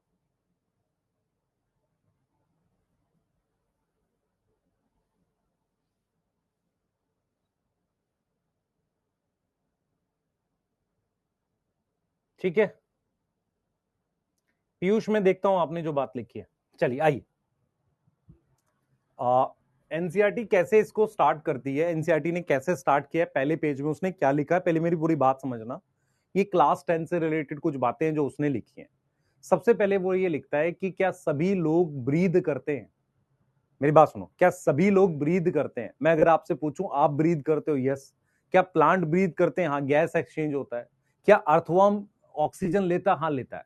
कहीं ना कहीं एनसीईआरटी कहती है कि क्या प्लांट, एनिमल, हम सब लोग जब ब्रीद करते हैं तो ब्रीदिंग कहीं ना कहीं ऑक्सीजन से रिलेटेड है। मेरी बात समझो, ब्रीदिंग कहीं ना कहीं किससे रिलेटेड है? ऑक्सीजन से। तो सबसे पहला पॉइंट क्या है, आप में हम सभी लोग जब ब्रीद करते हैं तो ब्रीदिंग कहीं ना कहीं किससे रिलेटेड है? ऑक्सीजन से रिलेटेड है। इस बात में कोई प्रॉब्लम है? अब क्या कहता है कि ये कहता है कि लाइफ में जितने भी प्रोसेस चल रहे हैं, मैं चल रहा हूं, मैं सांस ले रहा हूं, हार्ट बीट कर रहा है, या मैं मसल कॉन्ट्रैक्ट कर रही है, या मैं ब्रीथ भी कर रहा हूं, सभी प्रोसेस के लिए मुझे एनर्जी की नीड है। अब हम क्या समझ रहे हैं, बात हम ये ऐसे समझ रहे हैं कि अगर मैं आपको इस तरीके से बोल रहा हूं कि क्या आप में हम सब लोग ब्रीथ करते हैं? बिल्कुल करते हैं। ब्रीदिंग से मुझे क्या मिलती है? ऑक्सीजन। ऑक्सीजन को क्या हम रिलेट कर सकते हैं? अभी करने जा रहे हैं। उसके बाद हम ये कह रहे हैं कि हमें सभी काम के लिए एनर्जी की जरूरत है। अब एनर्जी कैसे बनती है बेटा? ऑक्सीडेशन ऑफ फूड से। कहीं ना कहीं जो फूड का ऑक्सीडेशन होता है, जिसको हम कहते हैं मैक्रोमोलिक्यूल का ऑक्सीडेशन, उससे हमें ऑक्सीजन मिलती है। तो एक तरफ है ब्रीदिंग। ब्रीदिंग हमें क्या दे रही है? ऑक्सीजन। हमें काम करने के लिए क्या चाहिए? एनर्जी। ऑक्सीजन और एनर्जी कैसे रिलेट है? ऑक्सीजन हेल्प करती है ऑक्सीडेशन ऑफ फूड के लिए, तो ऑक्सीडेशन ऑफ फूड से मुझे क्या मिलती है? एनर्जी। इस तरीके से ये आपस में रिलेट है। क्लियर है कि नहीं? यहां तक पहला पेज समझ में आया कि नहीं आया? मतलब स्टार्टिंग में ये बात लिखी है, यहां तक क्लियर है बेटा? बेटा इलेक्ट्रॉन ट्रांसपोर्ट चेन जो है वो लाइट रिएक्शन में लिखी थी, वो ठीक है, यहां भी होती है। यस, यहां भी होती है। तो सबसे पहले हम एक बेसिक इंट्रोडक्शन क्या लिख रहे हैं, सुनना ध्यान से। हम ये लिख रहे हैं, ध्यान से देखेंगे हम क्या लिख रहे हैं बेटा। हम बेसिक इंट्रोडक्शन में क्या लिख रहे हैं पहले समझो, साथ के साथ नोट करोगे, ध्यान से सुनेंगे। ठीक है, हम सब जो ब्रीद करते हैं, ब्रीदिंग किससे रिलेटेड है? बताओ जल्दी से। ब्रीदिंग किससे रिलेटेड है? ब्रीदिंग किससे रिलेटेड है? ब्रीदिंग रिलेटेड है किससे? ऑक्सीजन से। With supply of oxygen, supply of oxygen. दूसरी बात, all process of living organism, living organism के जितने भी प्रोसेस हैं, कौन कौन से मैं लिख देता हूं, जैसे कि लोकोमोशन हो गया, यस, ब्रीदिंग हो गई, ठीक है, सर्कुलेशन हो गया, जो भी हैं इनके लिए क्या चाहिए? Require energy. इसके लिए मुझे क्या चाहिए? एनर्जी चाहिए। अब एनर्जी कहां से आती है बेटा? ध्यान से सुनेंगे। एनर्जी कहां से आती है? एनर्जी कम्स फ्रॉम हमारे पास कहां से आती है? फूड से। कहां से आती है? फूड से आती है। अब फूड क्या होता है बेटा, फूड क्या होता है, एक एक क्या होगा बेटा, एक ऑर्गेनिक ऑर्गेनिक कंपाउंड होता है। फूड क्या है, ऑर्गेनिक कंपाउंड है। तो एनर्जी कैसे बनती है, सुनेंगे यहां पे, एनर्जी कैसे बनती है, एनर्जी प्रोड्यूस बाई, ध्यान से देखें, प्रोड्यूस बाई, कौन सा प्रोसेस हम कर रहे हैं, ये है मेन चीज, ऑक्सीडेशन ऑफ फूड। यहां पर फूड क्या है बेटा, एक ऑर्गेनिक मैक्रोमोलिक्यूल है, जैसे कि ग्लूकोज, ऑर्गेनिक मैक्रोमोलिक्यूल है लाइक ग्लूकोज, ऑर्गेनिक मैक्रोमोलिक्यूल है लाइक ग्लूकोज, आप समझो, ऑर्गेनिक मैक्रोमोलिक्यूल है लाइक ग्लूकोज, ग्लूकोज जैसा। यहां तक समझ में आ रही है, ऑर्गेनिक मैक्रोमोलिक्यूल है, यस, ऑर्गेनिक मैक्रोमोलिक्यूल है, जिसको हम क्या बोल रहे हैं बेटा, ग्लूकोज बोल रहे हैं। यहां तक कोई दिक्कत है, यहां तक कोई दिक्कत है, बताओ मुझे, ठीक है, क्लियर है। और ऑक्सीडेशन ऑफ फूड के लिए मुझे किसकी जरूरत है, oxidation of food occur occur with the help of oxygen. किसकी वजह से हो रहा, ऑक्सीजन। क्या इतने पॉइंट्स क्लियर है, पहले ये बताओ। ये बेसिक इंट्रोडक्शन बता रहा हूं जो चैप्टर में एनसीईआरटी में लिखा हुआ है, एनसीईआरटी में यही बात लिखी हुई है बेसिक इंट्रोडक्शन में, आप पढ़ोगे आपको समझ में आ जाएगी। आपको यही चीज वो लिखना चाह रहा है, यही चीज लिखना चाह रहा है, ये बेसिक सी एक इंट्रोडक्शन उसने लिखी है। यहां तक क्लियर है, पहले बताओ, यहां तक क्लियर है, जल्दी बताओ, यहां तक क्लियर है।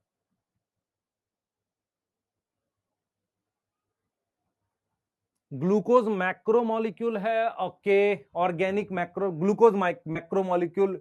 बेटा मेरी बात सुन ध्यान से, क्या होता है कि हम मैक्रोमोलिक्यूल का मतलब होता है, मैं आयंस वगैरह से कंपेयर कर रहा हूं, ठीक है। चलो यहां मैं शुगर लिख देता हूं ताकि आप कंफ्यूज ना हो, ठीक है, यस, आप कंफ्यूज ना हो, अभी शुगर लिख के छोड़ते हैं, इसको डिस्कस करेंगे मैं क्यों मैक्रोमोलिक्यूल कह रहा हूं, ठीक है।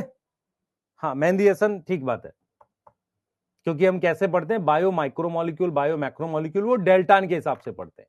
यहां पर मैक्रो बोलने का मतलब क्या है, मैं आयंस वगैरह से कंपेयर कर रहा हूं, एक कंपाउंड है जिसकी ऑक्सीडेशन कर रहे हैं। यहां पर मैक्रो बोलने का मतलब है जिसको तोड़ा जा सके, यस, जिसको ब्रेक कर सके। यहां तक क्लियर है, यहां तक क्लियर है बेटा, यहां तक क्लियर है तो आगे चलें, फर्स्ट पेज क्लियर। बच्चे ग्लूकोज माइक्रो है, बायोमोलिक्यूल में माइक्रो मैक्रोमोलिक्यूल ऐसे नहीं बोला गया है, बायो माइक्रोमोलिक्यूल, बायो मैक्रोमोलिक्यूल। यहां पर मैक्रोमोलिक्यूल बोलने का मतलब है जिसको तोड़ा जा सके, कार्बन की चेन होता है ग्लूकोज, उसको ऑक्सीडाइज करेंगे, उसको क्या करेंगे, ऑक्सीडाइज करेंगे, तोड़ेंगे। मेरी बात समझ में आ रही है, तोड़ेंगे, यस, ठीक है। चलिए पहली स्लाइड है, बैक स्लाइड बोल रहा, पिटाई कर दूंगा मैं तेरी। आगे चल रहे हैं बेटा, आगे चल रहे हैं,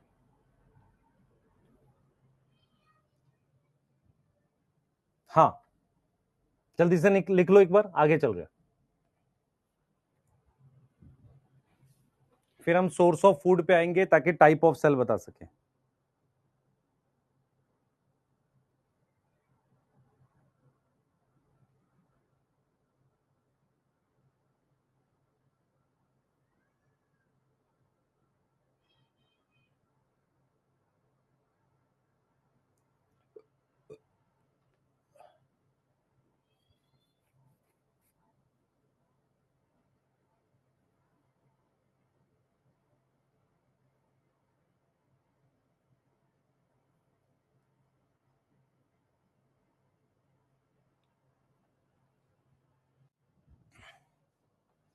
ठीक है,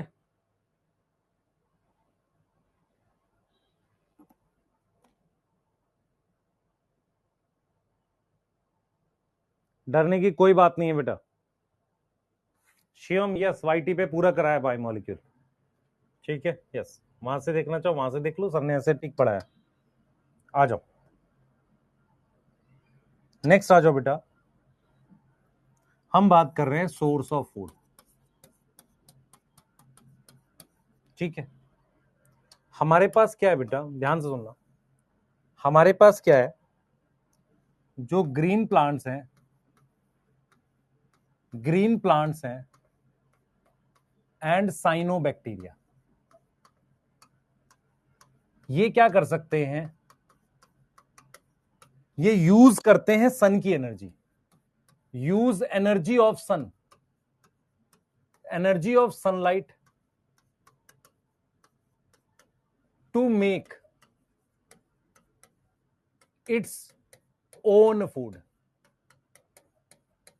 ठीक है, पर अगर हम बात करें ग्रीन प्लांट्स की, तो ग्रीन प्लांट्स में हमारे पास, देखो मेरी बात समझो ध्यान से, आपके घर के बाहर नीम का पेड़ ऑटोट्रॉफिक है क्योंकि उसे बाहर से खाना नहीं चाहिए। मेरी बात समझ ध्यान से, मेरे पास मान लीजिए एक पेड़ है, मेरी बात ध्यान से सुनियो, मेरे पास ये एक पेड़ है, ये पेड़ ऑटोट्रॉफिक है, इसका मतलब इसको बाहर से खाना नहीं चाहिए, पर इस पेड़ में एक रूट भी होगी, स्टेम भी होगी, लीफ भी होगी, क्या इसके सारे सेल ऑटोट्रॉफिक है? अगर आप मेरी बात समझ सको तो मैंने आपको जब प्लांट किंगडम पढ़ाया था तो मैंने आपको यह बताया था, एल्गी जो होती है, सुनना ध्यान से, एल्गी जो होती है, एल्गी के सारे सेल ऑटोट्रॉफिक होते हैं, सही है, इसीलिए एल्गी में रूट स्टेम लीफ की जरूरत नहीं है क्योंकि उसके सारे सेल फोटोसिंथेसिस कर सकते हैं, और एल्गी का थैलस बड़ा होता है पर मोटा नहीं होता, डीप में क्या है, लाइट चली जाती है, ऐसी कोई दिक्कत नहीं है, उसको लाइट अच्छे से मिलती रहती है। जब आप अपने घर के पास नीम का पेड़, बरगद का पेड़, पीपल का पेड़ देखोगे, उसके सारे सेल ऑटोट्रॉफिक नहीं है, पर वो प्लांट ऑटोट्रॉफिक है, इसका मतलब वो प्लांट इतना खाना बनाता है कि बाकी सेल्स को दे सके। तो अगर आप ध्यान से देखेंगे ग्रीन प्लांट्स में हमारे पास दो टाइप के सेल्स होते हैं, टू टाइप ऑफ सेल्स होते हैं, यस। एक होता है मेरे पास ऑटोट्रॉफिक सेल। ऑटोट्रॉफिक सेल कौन सा होता है बेटा? लीफ सेल है ना? कौन सा है? जैसे मीजोफिल सेल है, mesophyll cell of leaf, mesophyll cell of leaf जो खुद से खाना बना सकता है, यस और नो। और दूसरा हमारे पास क्या होता है बेटा?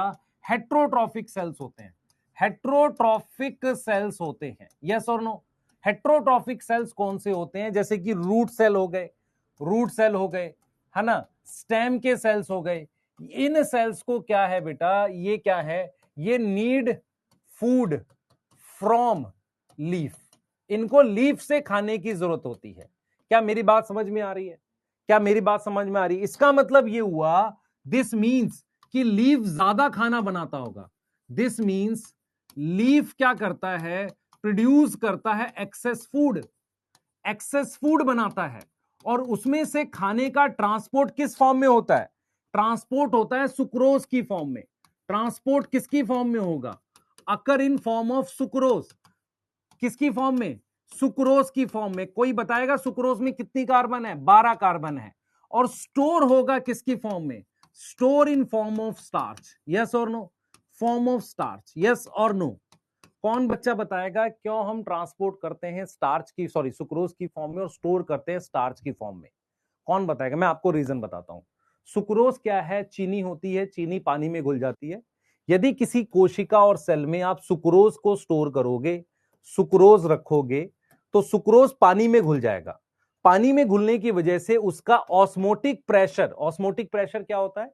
पानी में घुलने की वजह से वो क्या करेगा, ऑस्मोटिक प्रेशर बढ़ जाएगा और वो बाहर से पानी खींचेगा, सेल फट जाएगा। आपने यदि किसी सेल में कोई चीज स्टोर करनी है, वो इनसॉल्युबल होना चाहिए। इनसॉल्युबल होने से क्या होगा? वो पानी को नहीं खींचेगा, सेल फटेगा नहीं। स्टार्च और सुक्रोज में से, क्योंकि स्टार्च क्या है, एक मैक्रोमोलिक्यूल टाइप की चीज है ना, स्टार्च क्या है, पॉलीमर है ग्लूकोज का, तो वो सॉल्युबल नहीं होता। तो स्टोर करने के लिए हम स्टार्च को यूज कर सकते हैं, ट्रांसपोर्ट करने के लिए हम किसको यूज कर सकते हैं? सुक्रोज को। यहां तक बात समझ में आ रही है? यहां तक बात समझ में आ रही है कि नहीं आ रही? अगर मैं आपसे कह रहा हूं कि खाने का सोर्स, एनसीईआरटी कहती है कि ग्रीन प्लांट्स और साइनोबैक्टीरिया अपना खाना बनाते हैं, सही बात है, सनलाइट यूज करके, पर क्या ग्रीन प्लांट्स में भी सारे सेल्स जो हैं हमारे पास वो अपना खाना बनाते हैं? क्या नहीं बनाते? इसका मतलब ये हो गया बेटा, इसका मतलब मेरे पास ये हो गया, सुनेंगे ध्यान से, इसका मतलब मेरे पास ये हो गया कि लिविंग ऑर्गेनिज्म जो भी आप पढ़ रहे हो, है ना, उसमें मेरे पास दो तरह के हैं। एक मान लो ऑटोट्रॉफिक है, ऑटोट्रॉफिक है लाइक प्लांट्स। क्या है? लाइक प्लांट्स, ठीक है। इनके पास दो टाइप के सेल्स हैं, इनके पास दो टाइप के सेल्स हैं, एक जो खुद से खाना बनाते हैं, है ना, एक वो हैं जो खुद से खाना बनाते हैं, उन्हें कहते हैं ऑटोट्रॉफिक सेल्स। उन्हें हम क्या कहते हैं? ऑटोट्रॉफिक सेल्स कहते हैं। दूसरा इनके पास कैसे सेल्स होते हैं? हेट्रोट्रॉफिक सेल्स होते हैं। कौन से सेल्स होते हैं? हेट्रोट्रॉफिक सेल्स होते हैं। यस और नो? अब हम यहां पर आते हैं, अपनी बात करते हैं ह्यूमन की। मान लो एक हमारे पास हेट्रोट्रॉफिक ऑर्गेनिज्म है, तो इनके पास एक ही टाइप का सेल है, ओनली वन टाइप का सेल है, जिसको सबको खाना बाहर से चाहिए, जिसे हम क्या बोलेंगे? Heterotrophic cell. हमारी बॉडी के सारे सेल हेट्रोट्रॉफिक हैं। हमारी बॉडी के सारे सेल हेट्रोट्रॉफिक हैं। मैं आपको फिर रिपीट कर रहा हूं, आप अपने दिमाग में बिठाओ कॉन्सेप्ट, नहीं तो गलत हो जाएगा। आपके घर के बाहर जो बड़ा पेड़ है वो प्लांट ऑटोट्रॉफिक है, पर उसमें दो प्रकार की कोशिकाएं हैं, उसको लेके सेल है, एक ऑटोट्रॉफिक और दूसरी हेट्रोट्रॉफिक। ऑटोट्रॉफिक वो है बेटा, याद रखना, ऑटोट्रॉफिक वो है जो खुद से, ऑटोट्रॉफिक वो है जो खुद से खाना बनाता है। आप समझो, खुद से खाना बनाता है उसको ऑटोट्रॉफिक सेल कहते हैं, और जो दूसरे सेल पर निर्भर है उसे हेट्रोट्रॉफिक सेल कहते हैं। इसका मतलब बहुत सारे सेल ऐसे हैं जिनमें बाहर से ग्लूकोज एंटर करेगा या सुक्रोज एंटर करेगा। मेरी बात समझ में आ रही है? यहां पर सारे सेल ऐसे हैं जो हेट्रोट्रॉफिक है। मैं आपसे एक स्टेटमेंट देता हूं, कितने बच्चे मेरी बात समझ पाएंगे? क्या हमारी बॉडी में कोई ऐसा सेल है जो खुद से एनर्जी ना बनाए? खुद से एनर्जी ना बनाए कोई ऐसा लिविंग सेल है जो हमारी बॉडी में खुद से एनर्जी ना बनाए? जल्दी बताओ, जल्दी जल्दी। तू रूट लिख रहा है गधा, तेरे अंदर रूट है?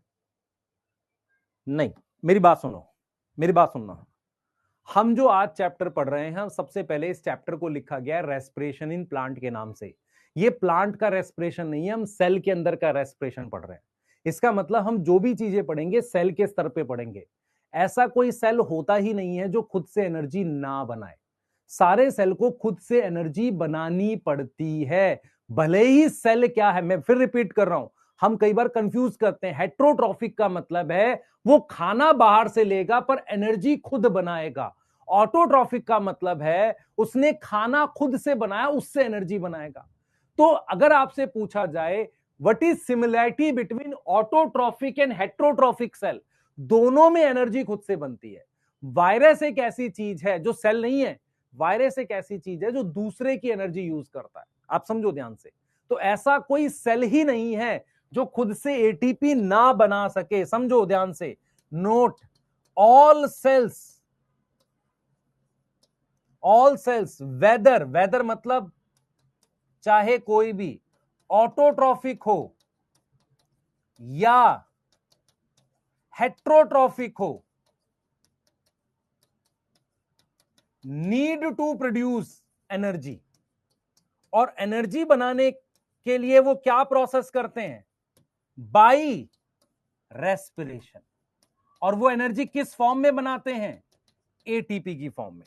कोई भी ऐसी कोशिका, कोई भी ऐसा सेल नहीं है जो एनर्जी ना बनाए। कोई ऐसा सेल नहीं है बेटा, आप समझो ध्यान से, कोई ऐसा सेल नहीं है जो एनर्जी ना बनाए खुद से।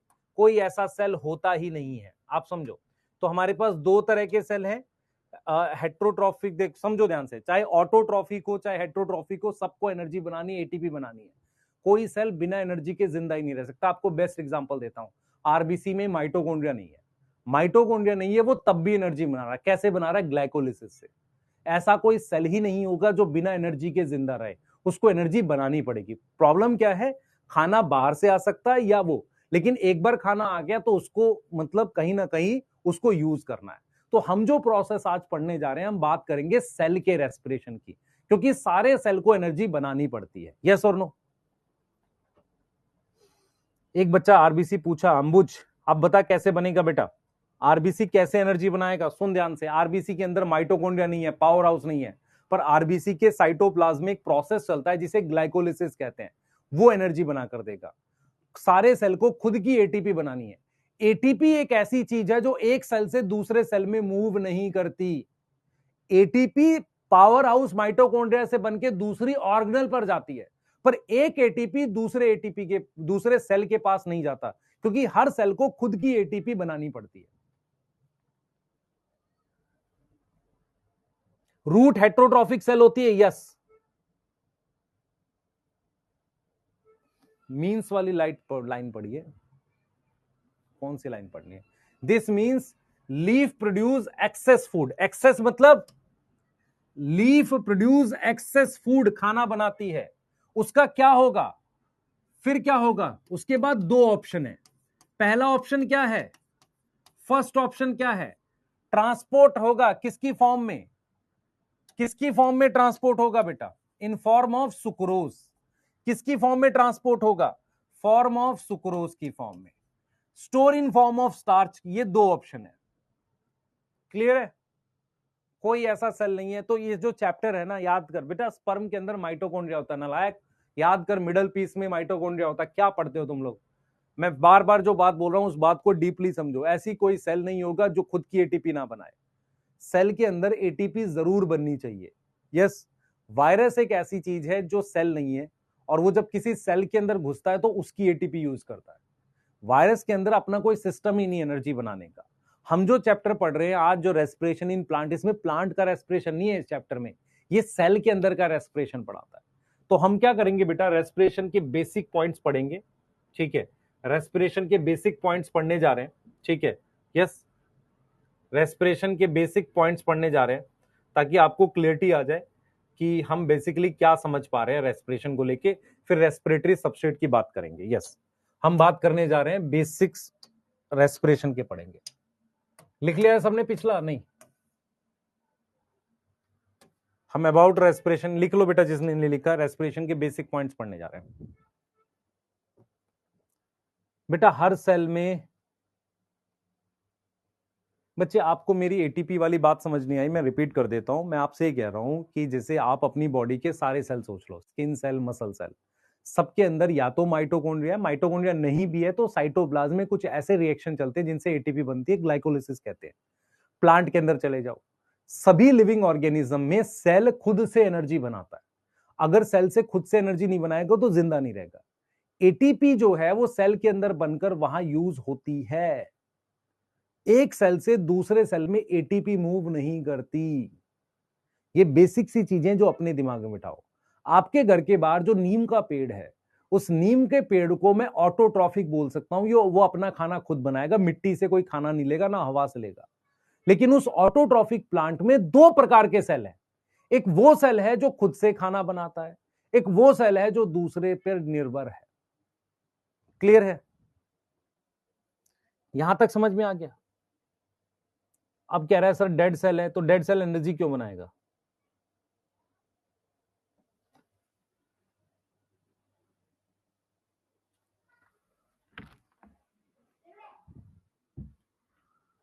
यहां तक लिख लिया बेटा? आ जाइए। अब हम बात कर रहे हैं बेटा रेस्पिरेशन के बेसिक्स की बात कर रहे हैं। सबसे पहले इस चैप्टर में हम सेलुलर रेस्पिरेशन पढ़ेंगे। इन दिस चैप्टर हम क्या स्टडी करेंगे? We study cellular respiration. Basically हम क्या पढ़ेंगे? सेलुलर रेस्पिरेशन पढ़ेंगे। ठीक है, रेस्पिरेशन क्या है बेटा? इस बेसिकली ऑक्सीडेशन है। ऑक्सीडेशन है फूड की। फूड यहां पर बेसिकली क्या है? ऑर्गेनिक कंपाउंड है। ऑर्गेनिक कंपाउंड की हमारे पास ऑक्सीडेशन को हम क्या बोल रहे हैं? रेस्पिरेशन बोल रहे हैं। सर इस बात को समझाओ। सबसे पहले समझो, इस चैप्टर में हम जो भी चीज पढ़ रहे हैं वो सेल के अंदर हो रही है। सेल है, इसके अंदर का प्रोसेस पढ़ रहे हैं रेस्पिरेशन का। रेस्पिरेशन का मतलब है ऑक्सीडेशन ऑफ फूड। थोड़ा सा डिटेल में समझेंगे इसको तो समझ पाओगे। ये कार्बन की चेन है। ये क्या है? कार्बन की चेन है जिसे ग्लूकोज कह रहे हैं। आपको पता है ग्लूकोज में यह एल्डिहाइड होता है, और यहां पर मेरे पास OH ग्रुप होते हैं, ऐसे ऐसे HOH होता है। मैं ये कह रहा हूं बेटा, मेरी बात सुनना ध्यान से, मैं क्या बोल रहा हूं समझो, मेरी बात सुनो ध्यान से। हम क्या करते हैं? ग्लूकोज से ये बनाते हैं। इस कंपाउंड का नाम आपको पता है? अगर नहीं पता है तो मैं बता देता हूं। इस कंपाउंड का नाम है पाइरूवेट। पाइरुवेट, पाइरुवेट से हम क्या बनाएंगे, फाइनली CO2 बनाएंगे। तो अगर मैं आपसे कहूं, मैं आपसे सिंपल भाषा में कहूं कि आपके हाथ में ये ग्लूकोज है, आप इसको जला दो, जलाने से वो डायरेक्टली CO2 में कन्वर्ट हो जाएगा। मेरी बात समझो ध्यान से, वो डायरेक्टली CO2 में कन्वर्ट हो जाएगा, उसे कहते हैं कंबशन। रेस्पिरेशन और कंबशन में एक डिफरेंस होता है। कंबशन में क्या होता है कि जब आप किसी चीज को जलाते हो तो एनर्जी एकदम झटके से मिलती है और वो एनर्जी यूज नहीं हो पाती। आप समझो, सारी एनर्जी यूज नहीं हो पाती, वेस्ट हो जाती है। ठीक है सर। लेकिन रेस्पिरेशन इज ऑक्सीडेशन। बेसिकली ये स्टेप वाइज ऑक्सीडेशन है। बेसिकली क्या है ये, स्टेप वाइज ऑक्सीडेशन है। यस और नो, स्टेप वाइज ऑक्सीडेशन है। मैं प्रूफ करता हूं कैसे। अगर आप ध्यान से देखोगे, ग्लूकोज अगर है तो ग्लूकोज में ये CHO ग्रुप COH में कन्वर्ट हुआ है। CHO ग्रुप किस में कन्वर्ट हुआ है, COH में कन्वर्ट हुआ है। तो आप क्या फील करोगे, आप क्या फील करोगे, मेरी बात सुनो, आप ये फील करोगे कि जो अल्कोहल है वो ऑक्सीडाइज होगा CHO में, और वो ऑक्सीडाइज होगा COH में, और वो ऑक्सीडाइज होगा CO2 में। समझो मैं क्या पढ़ा रहा हूं आपको। मैं ये कह रहा हूं कि ग्लूकोज का COH ग्रुप, मतलब जैसे उसमें होता है ना OH ग्रुप, ये वाला, ये डायरेक्टली CO2 नहीं बनाता, पहले ये CHO बनाएगा, फिर COH बनाएगा, फिर CO2 बनाएगा। इसका मतलब ये ऑक्सीडेशन कैसी है, स्टेप वाइज ऑक्सीडेशन है, ताकि क्या कर सके, टू ट्रैप एनर्जी, एनर्जी को पकड़ा जा सके। किसमें, इन ATP, ATP के बॉन्ड में उसको पकड़ा जा सके। क्या आपको मेरी बात समझ में आ गई, क्या आपको मेरी बात समझ में आ गई, नहीं आ गई, क्या आपको मेरी बात समझ में आई है कि नहीं आई है?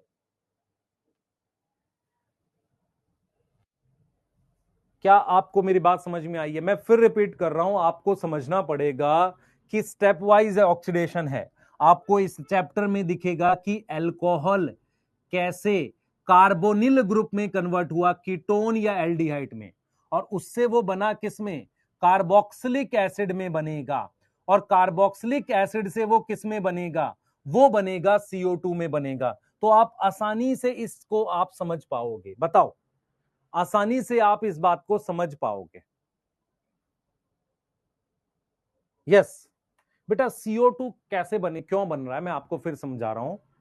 अगर मैं आपसे पूछूं कि कार्बन की सबसे ज्यादा ऑक्सीडाइज स्टेज क्या है, CO2 है, तो मुझे कार्बन को फुली ऑक्सीडाइज करना है। मुझे क्या करना है बेटा, यहां पर ऑक्सीडेशन कंप्लीट हो गई है, यहां पर ऑक्सीडेशन क्या हो गई है, कंप्लीट हो गई है। ऑक्सीडेशन क्या हो गई है, कंप्लीट हो गई है। तो मुझे कार्बन को पूरी तरह से ऑक्सीडाइज करना, 6CO2 बनाना है। पर क्या ये एक स्टेप में हो जाएगा, नहीं, ये स्टेप वाइज चलेगा। मेरे पास ये प्रोसेस कैसा चलेगा, स्टेप वाइज चलेगा। स्टेप वाइज चलने से क्या होगा, धीरे धीरे ऑक्सीडेशन होगी। अल्कोहल ग्रुप कार्बोनिल बनेगा, कार्बोनिल ग्रुप कार्बोक्सिलिक एसिड बनेगा, और कार्बोक्सिलिक एसिड से मैं CO2 बनाऊंगा। आप अगर ध्यान से देखो, what is difference between carboxylic acid and CO2, देख ले ध्यान से, ये CO2 है, तो मैंने इस कार्बन को और ऑक्सीडाइज कर दिया ना, ये CO2 है, ये कार्बोक्सिलिक एसिड है। तो मैंने यहां वाली वैलेंसी हटाकर ये हाइड्रोजन हटा, तो कहीं ना कहीं जब भी CO2 बनेगी वो कार्बोक्सिलिक एसिड से बनेगी। यस और नो। रेस्पिरेशन,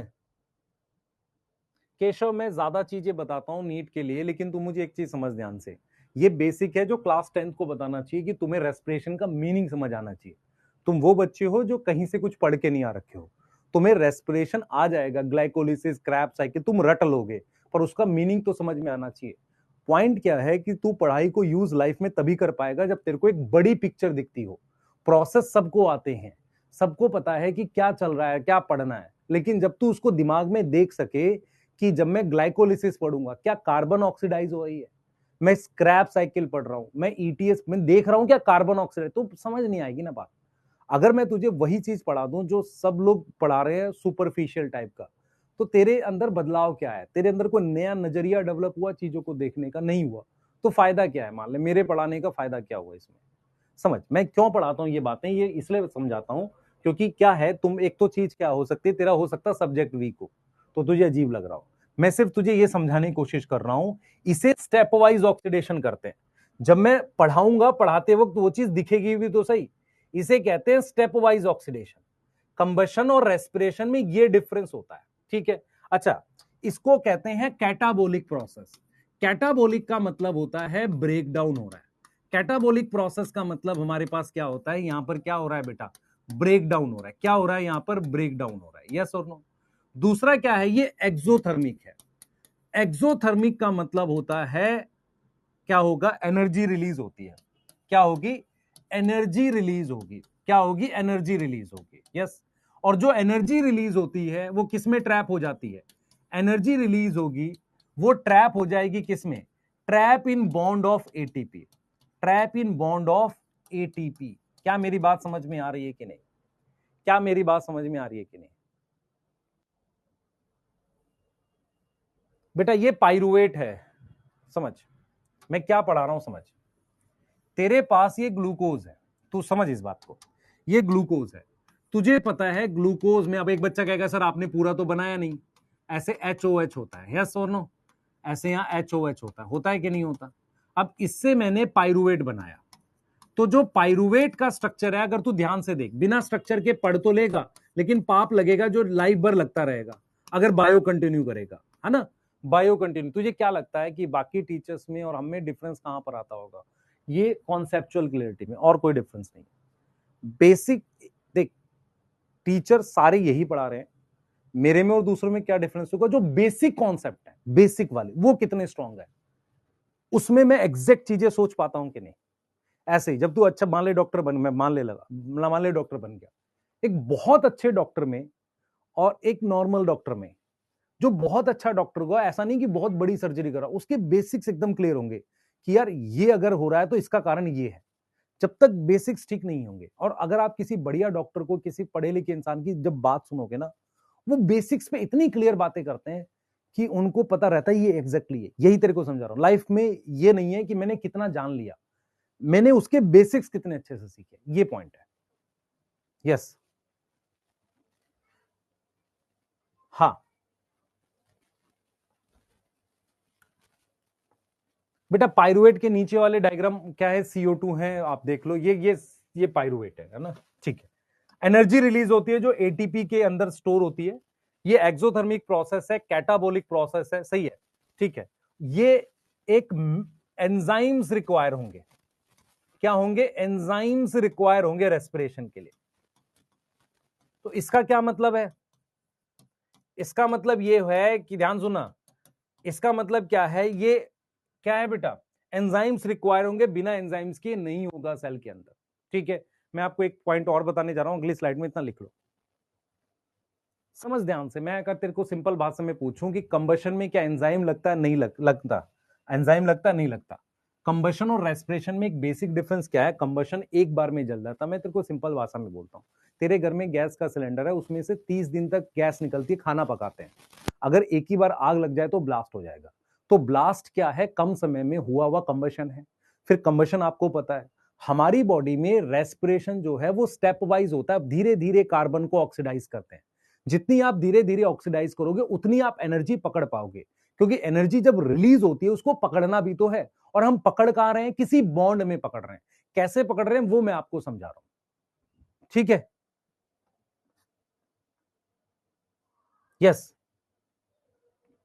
ये प्रोसेस ऑक्सीजन की एब्सेंस में हो रहा है बेटा, अभी ऑक्सीजन का रोल भी बताऊंगा मैं आपको, पर अभी आप इस चीज को लिख लो, यस।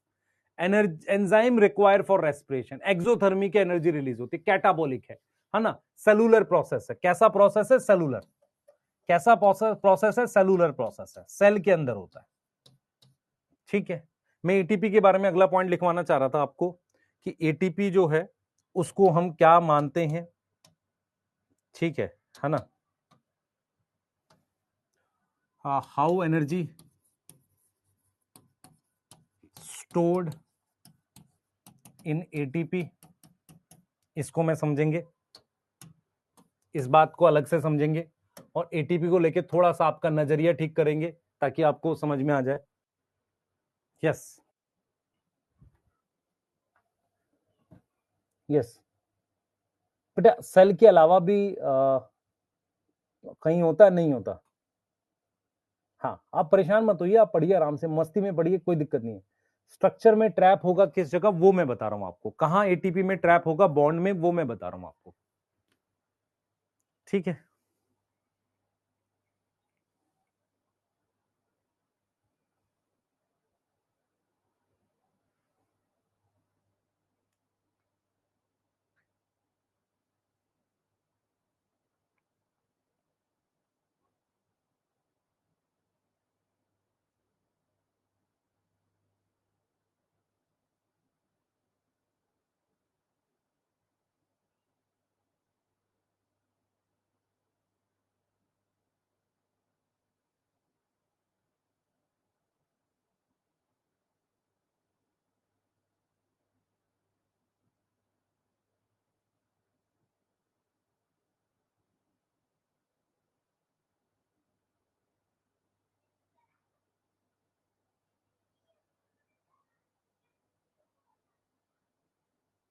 लिख लिया?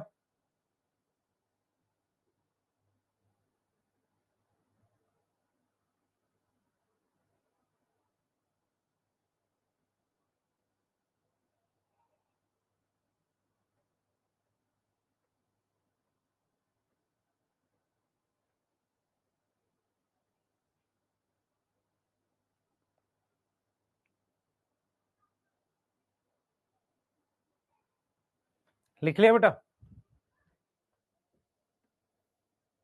बेटा कैटाबोलिक ग्लूकोज का स्ट्रक्चर में थर्ड, बच्चे मेरी बात सुन ध्यान से, ग्लूकोज के स्ट्रक्चर में थर्ड कार्बन पे ये अपोजिट हो जाता है ना, सेकंड के बाद से थर्ड पे अपोजिट होता है, ये तुमको पता होगा, है ना?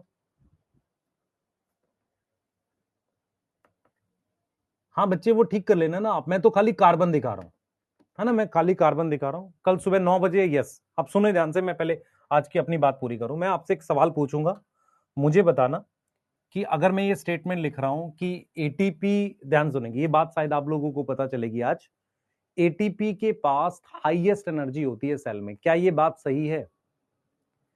एटीपी के पास हाईएस्ट एनर्जी होती है सेल में, क्या ये बात सही है? सबसे पहले तो जरा समझते हैं एटीपी क्या होता है। एटीपी का अगर आप स्ट्रक्चर देखोगे, ध्यान सुनेंगे, एटीपी का स्ट्रक्चर कैसे होता है जरा समझें। सबसे पहले मेरे पास एक शुगर होती है, ये क्या है? एक शुगर है, ठीक है सर। यहां पर मेरे पास शुगर के पास, यहां पर मेरे पास एक नाइट्रोजिनस बेस लगा होता है ए, ठीक है।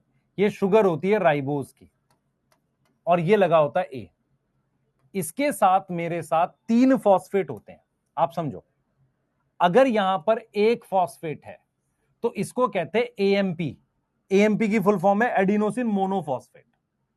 अगर मेरे पास दूसरा फॉस्फेट जुड़ा है, ये एडीपी है, तीसरा फॉस्फेट जुड़ा है एटीपी, तो कहीं ना कहीं एटीपी कैसे बनता है जरा समझे ध्यान से। एटीपी में मेरे पास इस बॉन्ड में एनर्जी होती है, तो जैसे मान लो मैंने क्या लिखा है, इसको देखो, इसको मैंने लिखा है एएमपी, एएमपी, और इतने को मैंने क्या लिखा है? ADP, ADP. आप समझ रहे हो? तो एडीपी पर ये जो बॉन्ड है ना, ये इस फॉस्फेट और इस फॉस्फेट के बीच का बॉन्ड है, यहां एनर्जी है, यहां हमारे पास एनर्जी है। तो आपको समझना पड़ेगा कि अगर मैं एडीपी के साथ फॉस्फेट जोड़ता हूं तो एटीपी बनती है, ठीक है सर, एटीपी बनती है। मेरी बात समझ में आ रही है? एटीपी बनती है, ठीक है। इस प्रोसेस के लिए मुझे एनर्जी चाहिए, यहां पर मुझे एनर्जी चाहिए, लेकिन जब मैं एटीपी को तोड़ता हूं, एटीपी को ब्रेक करता हूं, तोड़ने के लिए मुझे पानी देना पड़ेगा, ब्रेक करता हूं, तो मेरे पास क्या बनता है? एडीपी बनता है प्लस फॉस्फेट बनता है। पीआई का मतलब होता है इनऑर्गेनिक फॉस्फेट, प्लस मेरे पास एनर्जी बनती है। यस और नो? इसका मतलब एटीपी बनाना, समझो ध्यान से, सिंथेसिस ऑफ एटीपी एंडोथर्मिक है। सिंथेसिस ऑफ एटीपी क्या है बेटा? एंडोथर्मिक है। एंडोथर्मिक का मतलब यहां एनर्जी चाहिए। और एटीपी का हाइड्रोलिसिस, एटीपी का हाइड्रोलिसिस, हाइड्रोलिसिस मतलब ये टूट पानी की प्रेजेंस में रहा है, तो वो कैसा है बेटा? एक्सोथर्मिक है। आपको ये चीज समझनी पड़ेगी कि हमारे पास एटीपी की फुल फॉर्म क्या है। देखो एटीपी की, ये एडिनोस, इसकी क्या फुल फॉर्म है? Adenosine diphosphate. क्या फुल फॉर्म है? डाइफॉस्फेट। एडिनोसिन डाइफॉस्फेट इसकी फुल फॉर्म है। क्या मेरी बात समझ में आ रही है? फिर रिपीट कर देंगे। मेरे पास ये शुगर है, यहां पर ए लगा हुआ है, यहां पर एक फॉस्फेट, दो फॉस्फेट, तीन फॉस्फेट। अगर एक फॉस्फेट होगा तो उसको हम पढ़ेंगे एएमपी। क्या पढ़ेंगे बेटा? एएमपी। क्या पढ़ेंगे हम बताओ? उसको हम क्या पढ़ेंगे? एएमपी। एएमपी की full form adenosine monophosphate. Adenosine monophosphate. आप समझो ध्यान से, शुगर है राइबोज और ए, इन दोनों को मिलाकर बोलते हैं एडिनोसिन। एक फॉस्फेट, दो फॉस्फेट, तीन फॉस्फेट। एक होगी मोनोफॉस्फेट, दो होगी डाइफॉस्फेट, तीन होगी ट्राइफॉस्फेट। डाई और इस वाले बॉन्ड में एनर्जी होती है, इसमें और इन दोनों बॉन्ड में एनर्जी होती है। यहां तक समझ में आ रहा है? यहां तक समझ में आया? गौतम कुमावत बेटा आपका सब्सक्रिप्शन कैंसिल होना चाहिए, मैं कोशिश करता हूं कि उसको कराया जाए। आप मत लिखो ना, क्यों लिख रहे हो? यस,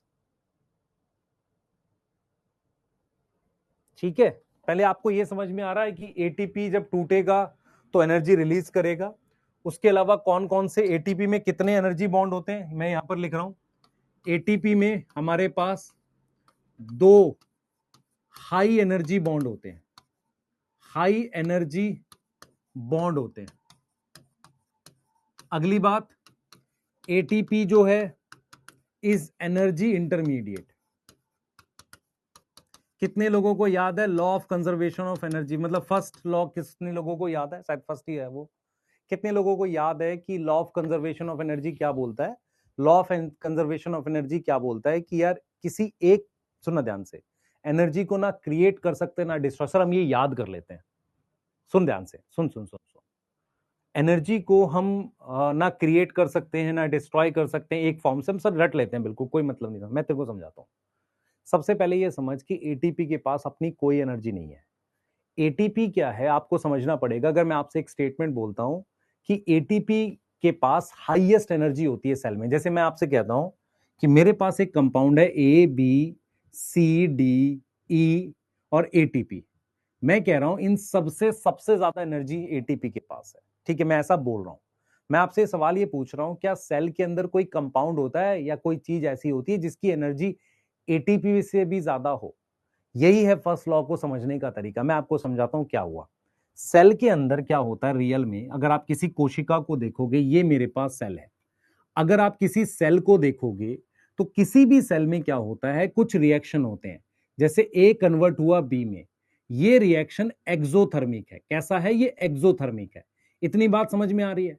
और एक रिएक्शन है पी कन्वर्ट हुआ क्यू में, ये रिएक्शन एंडोथर्मिक है, अलग अलग लोकेशन पर हो रहा है।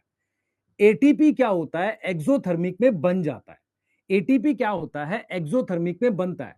यहां से एनर्जी लेकर एटीपी जाता है और इस वाले रिएक्शन में दे देता है। तो एटीपी क्या होता है हमेशा याद रखो, एटीपी को हम एनर्जी इंटरमीडिएट कहते हैं। इसका मतलब यह हुआ कि सेल के अंदर, ध्यान से सुनेंगे, सेल के अंदर बहुत सारे ऐसे रिएक्शंस हैं जिनकी एनर्जी एटीपी से ज्यादा है। एटीपी उन रिएक्शंस में बनता है। बहुत सारे ऐसे रिएक्शंस हैं जिनको एटीपी से एनर्जी चाहिए। देखो दो रिएक्शन चल रहे हैं सेल के अंदर, मैं फिर बोल रहा हूं, सेल एक सिस्टम ले लो, सेल एक सिस्टम है, क्लोज सिस्टम है। उस सेल के अंदर बाहर से ना कोई एनर्जी, क्लोज न मत, क्लोज कर लो, आइसोलेटेड मत करो, बाहर से कोई एनर्जी नहीं आ रही है, खाना आ सकता है। इतनी बात समझ में आ गई? अब मैं आपसे ये पूछ रहा हूं कि अगर सेल में बाहर से एनर्जी नहीं आ रही तो बहुत सारे ऐसे रिएक्शंस होंगे जो एंडोथर्मिक होंगे, बहुत सारे ऐसे रिएक्शंस होंगे जो एक्सोथर्मिक होंगे। तो एटीपी क्या काम करता है? एटीपी एक छोटा मॉलिक्यूल है, वो किसी रिएक्शन से एनर्जी लेता है और किसी दूसरे रिएक्शन को दे देता है।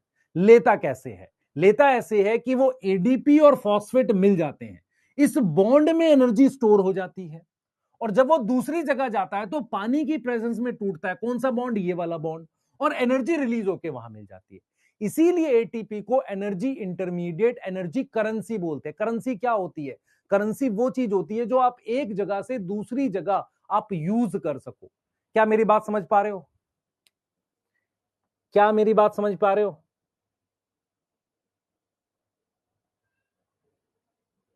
अश्वनी एक बात बताता हूं बेटा, आप में से बहुत सारे बच्चे ऑनलाइन के थ्रू मिसगाइडेड है। मैं तेरे से सवाल पूछूं कितनी रोटी से तेरा पेट भरेगा, वो तो पेट भरने के बाद पता चलेगा ना, एवरेज कुछ भी हो सकता है। जब तक तुझे टॉपिक नहीं आया, नंबर ऑफ क्वेश्चन कैसे मैटर करेंगे? ये कौन है जो तुम्हें ये ऐसी गाइडेंस देता है फर्जी टाइप की? नंबर ऑफ क्वेश्चन, तुम क्या जानना चाहते हो कितने क्वेश्चन में हो जाएगा? हर बच्चा अलग है, हर बच्चे की सोच अलग है, लेवल ऑफ तैयारी अलग है।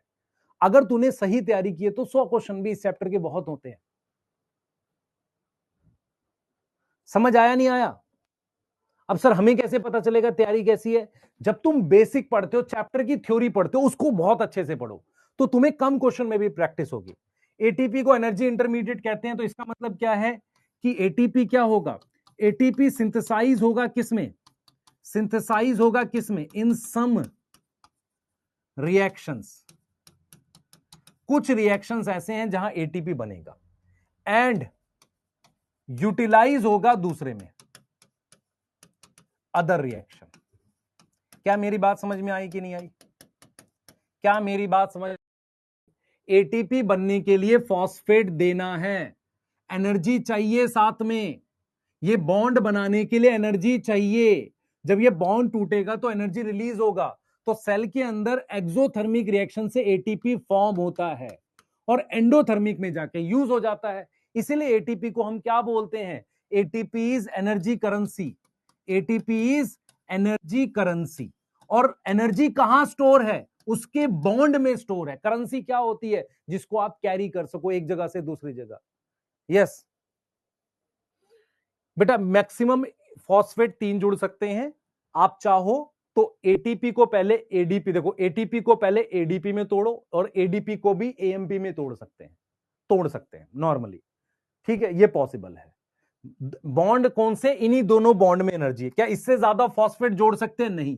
कैटिनेशन यहां नहीं होती, जो कार्बन का फीचर है वो यहां नहीं होता इसमें। इससे ज्यादा नहीं जोड़ सकते हम। ठीक है, इससे ज्यादा नहीं जोड़ सकते। सिर्फ 2 ही बॉन्ड में एनर्जी होती है, एक एडीपी और फॉस्फेट वाले में और एक एएमपी और उसमें। तो मैक्सिमम आप 2 बॉन्ड तोड़ सकते हो। नॉर्मली एक ही तोड़ा जाता है, मैक्सिमम आप 2 तोड़ सकते हो। यहां तक समझ में आया? पीआई का मतलब है inorganic phosphate. What is pi? Pi का क्या मतलब है बेटा? इन और फॉस्फेट। देख मेरी बात सुन, इधर देख। NADPH, इसमें फॉस्फेट है ऑर्गेनिक। फॉस्फेट है, हां सर है, ऑर्गेनिक है। ठीक है, अब जरा ये देख पीआई। पीआई का स्ट्रक्चर ये है, phosphorus double bond O, OH OH OH। अगर मैं प्रोटॉन निकाल दूं तो इसको क्या लिखूंगा? PO4 3-। इसको कहते हैं इनऑर्गेनिक फॉस्फेट। इसको हम क्या कहते हैं? Inorganic phosphate. ऑर्गेनिक कौन से होते हैं? कोई भी कंपाउंड, कार्बन का कंपाउंड जिसपे फॉस्फेट जुड़ा, उसे ऑर्गेनिक कहते हैं। तो तुम्हारे पास ये कौन सा फॉस्फेट है? ये इनऑर्गेनिक फॉस्फेट है। इनऑर्गेनिक फॉस्फेट क्या होता है बेटा? इनऑर्गेनिक फॉस्फेट फॉस्फोरिक एसिड से बनता है। फॉस्फोरिक एसिड क्या है? फॉस्फोरिक एसिड होता है H3PO4। ये देख, फॉस्फेट OH OH OH। अब यहां से तू प्रोटॉन हटा देगा तो क्या बन जाएगा? क्या बन जाएगा? PO4 3-। इसे कहते हैं इनऑर्गेनिक फॉस्फेट। अब समझ में आ रही है?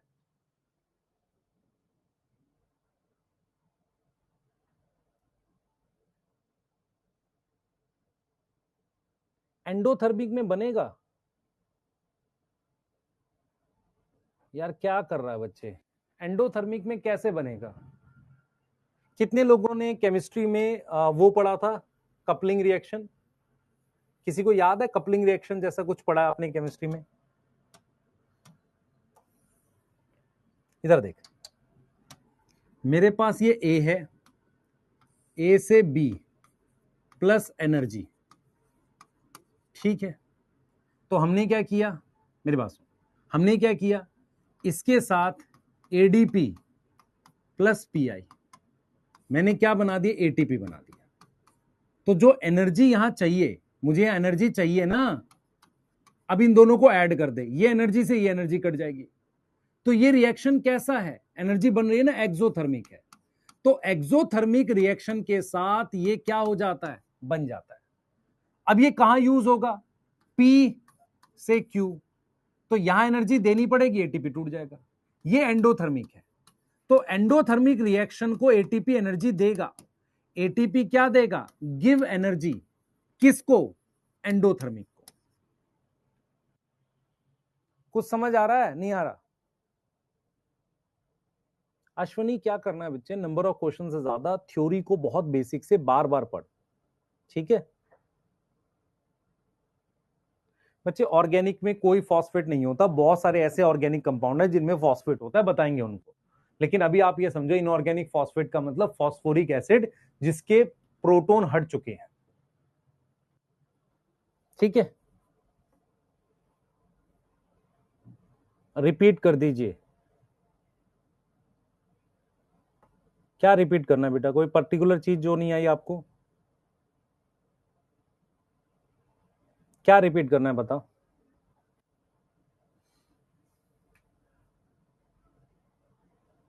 सिंपल, मैं आपसे क्या समझाने की कोशिश कर रहा हूं, आप में से कितने लोगों ने डेल्टा जी का कॉन्सेप्ट पढ़ा है, ये बता दो। चलो छोड़ो सारी चीजें, मैं क्या पढ़ाने की कोशिश कर रहा हूं सुन ध्यान से। ये तेरे पास एक सेल है, ठीक है सर? मैं सिर्फ ये कह रहा हूं कि ए जो है वो कन्वर्ट हुआ है बी में और साथ में एनर्जी बनी है, ठीक है? एटीपी क्या करेगा, इस एनर्जी को यूज कर लेगा। तो एडीपी कैसे बनेगा, एडीपी के साथ जो फॉस्फेट जोड़ूंगा तो साथ में मुझे एनर्जी देनी पड़ेगी, सही है? और उससे मेरे पास एटीपी बनता है। अगर मैं इन दोनों रिएक्शन को ऐड कर दूं तो एटीपी बन जाएगा कि नहीं बन जाएगा बताओ? ए प्लस एडीपी प्लस पीआई, ठीक है? बी प्लस एटीपी, एनर्जी से एनर्जी कट गया, इसका मतलब इसको एनर्जी चाहिए थी, इसने एनर्जी बनाई। तो ये वाला रिएक्शन क्या है, एक्सोथर्मिक है। क्या मेरी बात समझ में आ रही है? ये वाला एंडोथर्मिक है, इसकी एनर्जी यहां चली गई। अब ये एटीपी कहां चला गया, ये कहीं और चला गया। यहां पर क्या हुआ, पी कन्वर्ट हो रहा है क्यू में, तो पी को एनर्जी देनी पड़ रही है, तब वो कन्वर्ट हो रहा है क्यू में। तो एटीपी क्या हुआ, टूट गया। टूटने के लिए उसको पानी चाहिए और उसने क्या बना दिया, एडीपी प्लस पीआई और साथ में एनर्जी बना दी। तो जो एनर्जी चाहिए यहां पर, ये इसको ऐड कर दे, बस खत्म हो गया। तो ये वाला वो रिएक्शन है जिसका डेल्टा जी नेगेटिव है, -40 है। समझ ध्यान से। तो मैं सिर्फ आपको यह समझाने की कोशिश कर रहा हूं कि सेल के अंदर कुछ रिएक्शन एक्सोथर्मिक होते हैं और कुछ रिएक्शन एंडोथर्मिक होते हैं। एटीपी का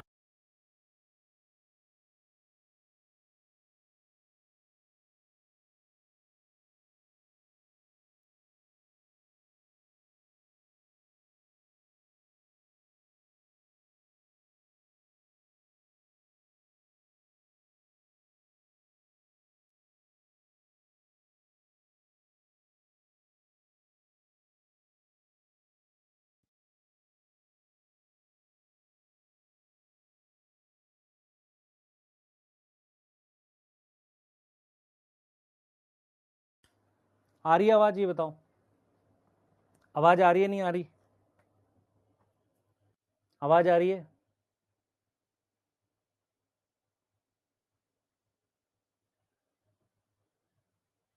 आवाज आ रही है?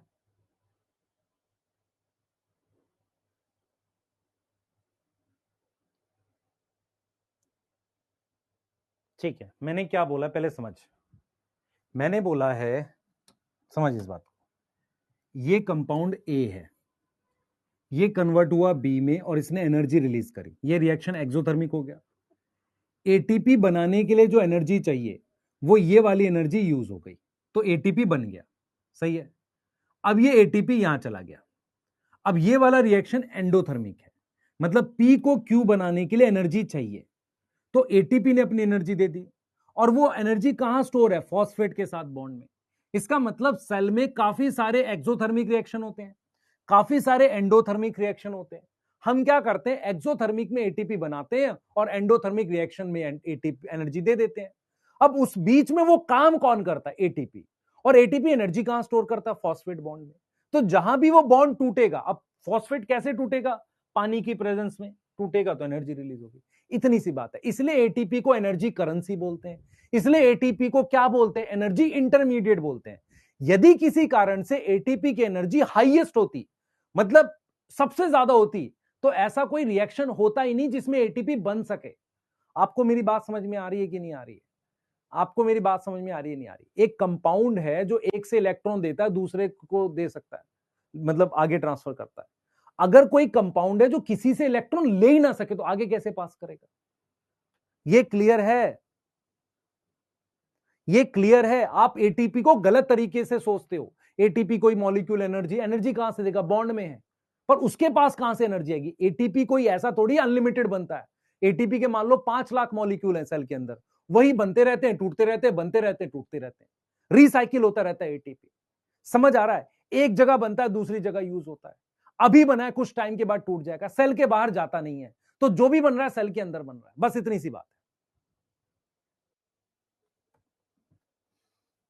यहीं तक पढ़ेंगे आज, कल करेंगे इसको आगे बेटा। रेस्पिरेटरी सबस्ट्रेट, आरक्यू और उसके बाद सारी चीजें। क्या बताना बर्नेल, बता। क्रिएटिनिन आपने सुना है, बहुत सारे बॉडी बिल्डर्स जो हैं एक प्रोटीन लेते हैं जिनको सॉरी क्रिएटिनिन करके लेते हैं। क्रिएटिनिन क्या होता है बेटा? क्रिएटिनिन फॉस्फेट एटीपी को एनर्जी दे सकता है। मसल्स में होता है क्रिएटिनिन फॉस्फेट जो है वो एटीपी को एनर्जी दे सकता है। उससे क्या होगा? उससे एटीपी बनता रहेगा तो मसल को पंप करने में हेल्प मिलेगी। जैसे क्या होता है, बहुत सारे बॉडी बिल्डर्स क्या है, एक्सरसाइज करने से पहले वो क्रिएटिनिन फॉस्फेट नाम का कंपाउंड ले लेते हैं। क्रिएटिनिन फॉस्फेट क्या है? वो एटीपी को एनर्जी दे सकता है, तो एटीपी लगातार मिलती रहेगी, एक्सरसाइज ज्यादा देर तक करते रहेंगे। Yes yes. पीआई वाला नहीं समझ में आया बेटा? मैंने क्या बोला? पीआई का मतलब समझ तू। पीआई का मतलब होता है इनऑर्गेनिक फॉस्फेट। पहले तेरे को बात समझनी पड़ेगी। जैसे मान ले ये शुगर है और ये यहां पर ए लगा हुआ है, ये एडिनिन है। तो मैंने ये बोला है कि CH2 के साथ एक फॉस्फेट, दो फॉस्फेट, तीन फॉस्फेट। ये जो फॉस्फेट है ना, ये इनऑर्गेनिक फॉस्फेट होते हैं, ये वाले। इन दोनों बॉन्ड में एनर्जी होती है। अब तुझे क्या है, एक्चुअल में तूने इनका स्ट्रक्चर नहीं पढ़ा होगा, जो मुझे आइडिया है ना? स्ट्रक्चर नहीं पढ़ा है इनका, इसका स्ट्रक्चर नहीं पढ़ा, नहीं तो तेरे को समझ में आता। स्ट्रक्चर कैसा होता है बच्चे, आपको समझना पड़ेगा कि जैसे ये चीज जो है इतनी, ये शुगर ए और ये, इसको कहते हैं एएमपी, एडिनोसिन मोनोफॉस्फेट। फिर इतने को कहते हैं एडीपी। तो एडीपी आप समझो ध्यान से, एडीपी में ये फॉस्फेट जुड़ा है, तब एटीपी बनता है। तो एडीपी में अगर मैं फॉस्फेट जोड़ने जा रहा हूं तो ये पीआई का मतलब है मैं फॉस्फेट जोड़ रहा हूं, तो मेरे पास एटीपी बनेगा। और जब कोई चीज जोड़ते हैं तो पानी निकलता है। आप समझो बॉन्ड कैसे जुड़ेगा? जब बॉन्ड जुड़ेगा तो पानी का लॉस होगा, जब बॉन्ड तोड़ेंगे तो पानी देना पड़ेगा। कुछ आया समझ? बेटा ब्रीदिंग, रेस्पिरेशन, ब्रीदिंग क्या है? ब्रीदिंग है एक्सचेंज ऑफ गैसेस। रेस्पिरेशन हम सेलुलर रेस्पिरेशन की बात कर रहे हैं। यहीं तक करते हैं आज, कल इसको यहीं से उठाएंगे। मैंने बहुत सारी बेसिक चीजें आज आपको बताई हैं। प्लीज कोशिश करना चैप्टर कल का जरूर अटेंड करना, क्योंकि कल हम ग्लाइकोलिसिस पढ़ेंगे। यहीं से लिंक कर ग्लाइकोलिसिस पर लेके जाएंगे, 2 घंटे के आसपास पढ़ेंगे। और कल क्लास होगी, क्योंकि कल आपको भी रियल दिवाली के लिए तैयारी करनी है। बेटा पॉइंट क्या है, मेरी बात सुन ध्यान से। एक दो दिन छुट्टी से ना तेरे को कोई फर्क पड़ने वाला, ना मुझे कोई फर्क पड़ने वाला। लेकिन अगर हम इस बात को नहीं समझ पा रहे हैं अभी भी, मतलब होता क्या, मैं बताता हूँ। मेरी माने तो मैं इंजॉय कर सकता हूँ, तू नहीं कर सकता। मैं इसलिए इंजॉय नहीं करूंगा क्योंकि तू नहीं कर पा रहा। दोनों बात समझ इस बात को। एक और चीज तेरे को ये भी देखनी है कि हम अभी थोड़ा एफर्ट कर रहे हैं तो उसका हमें बेनिफिट मिलता है, ऐसा नहीं है। हाँ, अगर तुम ऐसे बच्चे हो जो पढ़ने बैठते हो और पढ़ नहीं पाते, फिर मत करना, फिर सीधे खेलना एंजॉय करना। लेकिन तुम एक बड़ा गोल देख पाते हो जहां पर तुम्हें पता है कि यार मेरे एक एक मिनट का फर्क पड़ेगा। ये वही कर सकता है जिसको पता है कि सच में उसको फर्क पड़ता, वही कर पाएगा। यस।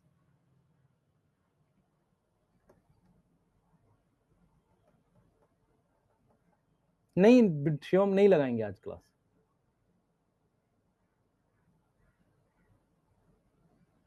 ठीक है, बेसिक पढ़ाऊंगा बच्चे, बेसिक समझ ध्यान से। ये आज तक कोई तुम्हें नहीं बताएगा कि एटीपी को एनर्जी करेंसी क्यों बोलते हैं। करेंसी वो होती है, व्हाट आर करेंसी? करेंसी क्या होती है? जो सब जगह चल जाए, सारे रिएक्शन में एनर्जी दे दे, आसानी से ले जा सकें। नोट जेब में ले जा सकता है ना आसानी से, ऐसे ही उसे करेंसी कहते हैं। एटीपी इंटरमीडिएट है, इसका मतलब एक रिएक्शन में बनती है, दूसरे में यूज होती है। अगर मान लो एटीपी की लोवेस्ट एनर्जी होती तो किसी रिएक्शन को दे नहीं सकता, हाईएस्ट होती तो कभी बन नहीं सकता। इसीलिए उसको क्या बोलते हैं? एनर्जी इंटरमीडिएट बोलते हैं। ठीक है, डन है। और हम क्या पढ़ेंगे? इस चैप्टर में हम पढ़ेंगे स्टेप वाइज ऑक्सीडेशन। मैं आपको दिखाऊंगा कि कैसे ग्लूकोज से क्या बना पाइरुवेट, पाइरुवेट का क्या मतलब है, कार्बन ऑक्सीडाइज हुई है, कैसे CO2, ये सारा करके दिखाऊंगा प्रॉपर। ठीक है, ये सबसे ज्यादा इंटरेस्टिंग चैप्टर है। कल 9 बजे क्लास में मिलते हैं बेटा, बाय।